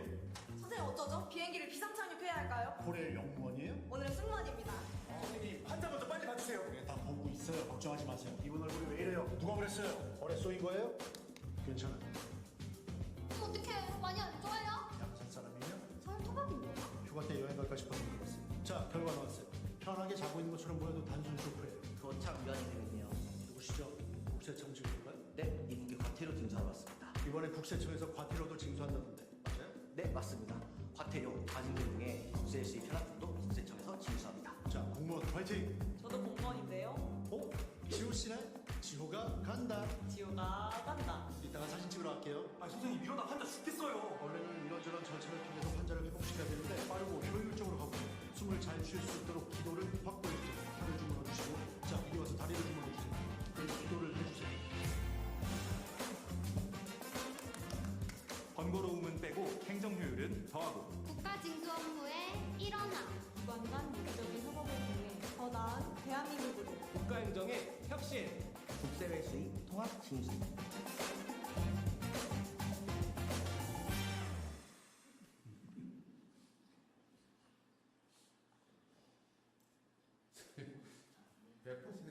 납득은 안 되는데. 네, 잘못 들었는데. 네. 국민 여러분 실시간으로 보내주신 의견을 듣고 답변하는 소통의 시간입니다. 국무조정실장께서 국민들의 의견을 소개해 주시기 바랍니다. 네, 오늘도 많은 국민들께서 국내의 생중계를 시청해 주시고요. 다양한 의견들을 주셨습니다. 먼저 모두 말씀 중 부동산 관련입니다. 용광이님이 서울 집값 꼭 좀 잡아주세요. 이런 의견을 주셨고요. 그리고 중동 전쟁 관련입니다. 진NG님이 기름값 상승, 자재값 상승 또 걱정입니다. 이런 의견을 주셨고요. 천체 물리학님이 단일 종목 레버리지에 대한 보완책을 더 내달라. 이런 의견을 더 해달라? 예, 더 내달라. 이런 의견을 주셨고요. 다음으로는 GMO 완전 표시제 관련입니다. 찰리님이 들어있다, 아니다, 명확하게 해달라. 이런 말씀을 주셨고요. 밀크 초콜릿님은 한눈에 잘 보이게 해주세요. 이런 의견 주셨습니다. 다음으로는 중소기업 지원사업 부담개입 관련입니다. 어테나님이 처벌 만능주의라고 하셨고요. 이도윤님은 금융치료가 답이다. 이런 말씀 주셨습니다. 근데 아마 이게 금융치료하고 관련해서는 경제벌 이런 쪽을 의미하신 것 같습니다. 이게 뭔가 지금 정신이 온전하지 않은 사람이니 경제적인 부담을 줘서 정신을 똑바르게 치료하자 뭐 그런 의미로 주신 말씀 같습니다. 정신하고 관계 없는 얘기 그리고 그 다음으로는 기업 사회공헌 활성화 관련해서요. 경기 고담시님이 사회공헌한 기업 돈줄 가자 이런 말씀을 주셨습니다. 오늘은 이런 정도 의견을 주셨고요. 네, 이거 아까도 말씀드렸는데 그냥 지나가는 걸로 취급하지 마시고요. 그거 전부 다 스크린 해가지고 필요한 유용한 얘기들은 잘 체크해서 각 부처로 나눠주든지 각 부처들이 알아서 책임하면 되겠죠. 예. 그렇게 하십시오. 그리고 우리가 이제 이 국무회의를 공개하고 좀 이렇게 길게 토론하는 이유는 일단은 첫째로는 해당 부처 담당 공직자들에게 전파가 돼야 되기 때문에 하는 측면이 있고요. 두 번째로는 우리 국민들께 국가행정이 어떻게 결정되고 집행되는지 과정을 이제 알려드림으로써 이제 국정에 대한 이제 관심을 좀 제고하기 위한 것입니다.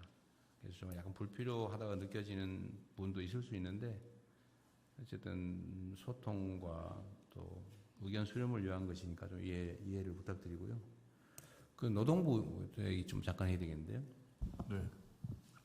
그 최근에 지금 저 민영배 그 시장도 어려운 걸 하셨는데 그 광주 군공항에 반도체 공장을 만든다고 하니까 그 기존 노조에서 이거 노사 협상을 해야 될 대상이다. 노동쟁이 대상이 된다.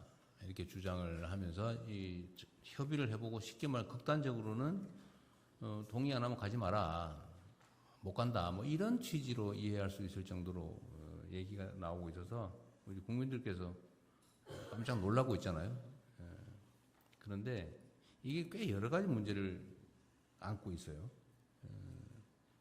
이게 과연 개별 노조가 회사와 소위 그 노동쟁이, 파업 등등의 투쟁의 대상이 될 수 있냐?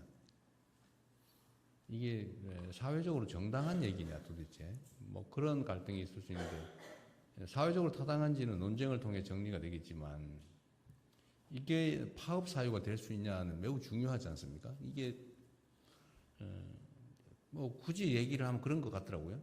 그 광주에 공장을 지으면 내가 혹시 그때 전보될 수도 있으니까 이게 노동쟁이 대상이다. 이런 주장인 것 같아요.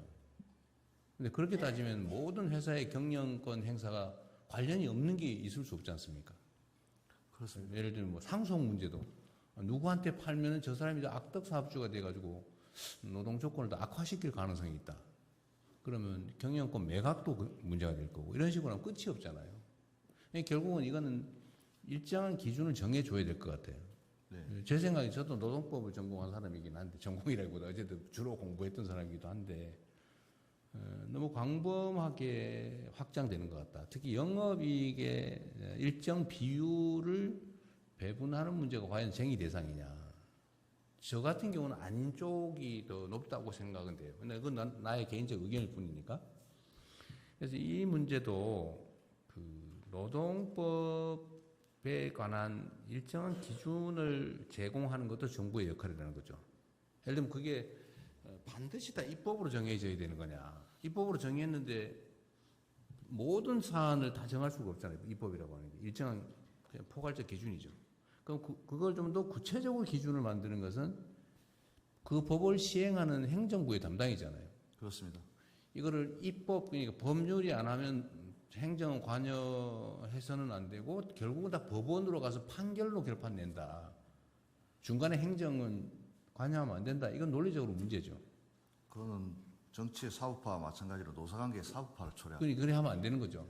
노사 자체에 말하면 이게 이제 이런 문제도 사실 헌법에 의해서 미리 그 정리돼 있어요. 예를 들면 입법을 하는 것은 입법부 역할인데 그 입법을 집행하는 행정부에서는 그 입법을 집행하기 위한 필요한 기준을 정할 수 있다. 그 법률의 위임 범위 내에서 또는 뭐 그 법률의 입법 취지 범위 내에서 그 법률에 반하지 않는 범위 내에서 이렇게 할 수 있다는 거죠, 학술적으로.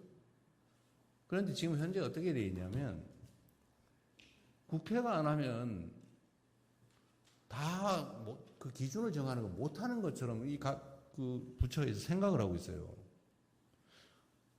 전에도 한번 얘기했던 건데 이게 제가 무슨 문제가 있어서 이 기준을 정합시다. 그러면 이런 법 개정해야 됩니다라고 각 부처에서 의견들이 올라와요.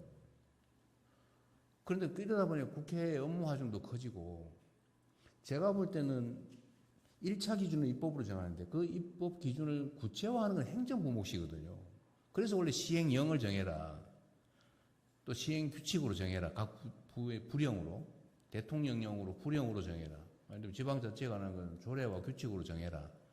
이렇게 돼 있는데 요즘 보니까 이 기준을 만드는 건 시행령으로 잘 안 하고 다 입법을 하려고 그래요. 그래서 지금 노동부는 지금 이번에 이 문제 특히 그 노동쟁이 대상이 확장됐지 않습니까? 그 노란봉투법이라고? 네. 근데 그 기준을 놓고 현장에서 막 분쟁이 발생하잖아요. 근데 이거를 지금 노동위원회 나오셨어요? 노동위원회는 아직 안 나왔습니다. 안 나왔어요? 네, 참석 대상. 지금 노동위원회가 결정을 분쟁이 발생했을 때 노동위원회가 정하죠. 1차적으로 대통령께서 말씀하신 그 삼성전자 초기업 노조의 의견에 대해서 네. 저희들이 원래 이 법이 만들어지면 말씀하신 것처럼 해석 지침을 내립니다. 가이드라인도 내리고 예를 들어서 근로조건에 영향을 미치는 사업 경영상의 결정 과연 거기에 해당되는지에 대해서 저희들이 여러 가지 사례들을 중심으로 해석 지침을 내렸는데 그 기준에 비하면 해당하지 않는 것으로 판단됩니다. 기준을 이미 만들었어요? 그렇습니다. 사업 경영상의 결정 그 자체 예컨대 요번에 그럼 요 사례를 대입해 보면 삼성전자가 광주에 대규모 반도체 공장을 짓기로 한 이 사업 경영상의 결정 이 자체를 쟁의 대상으로 삼는 것은 해당하지 않는 것으로 판단되고 그렇게 보도자료도 낸 적은 있습니다. 왜냐하면 그분들 입장은 아까 대통령께서 말씀하셨듯이 만약 거기에 대규모 공장이 지어지면 용인이나 수원에 근무하던 사람이 그쪽으로 전보를 가야 되지 않을까라고 의뢰 짐작하는 것으로 보이는데 그 결정 자체도 알 수도 없는 것이고 그런 일이 벌어지지도 않은 상황에서 삼성전자가 대규모 투자를 하겠다는 사업 경영상의 결정까지 노동조합이 쟁의 대상으로 삼는 것은 노조법 개정 취지에 반한다고 봅니다.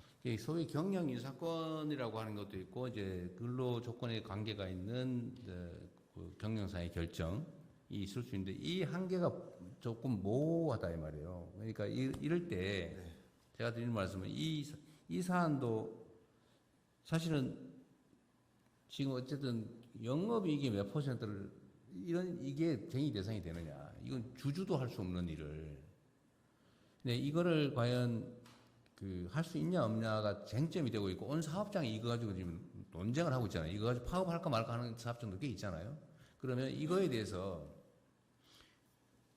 정부의 입장이라고 하는 것도 일부 있는 거죠. 우리는 그냥 심부름하는 사람이 아니거든요. 입법부에 대응하는 국가의 주요 집행기관이란 말이에요. 입법을 단순히 집행하는 심부름꾼이 아니라고요. 그러면 이 대등한 3부 중에 한 집행기관으로서 헌법이 위임한 바대로 시행령, 대통령령, 시행규칙, 노동부 지침 이런 것들로 명확하게 좀 미리미리 정해놓은 게 좋겠다. 지금 이거를 우리가 너무 안 한다는 거예요.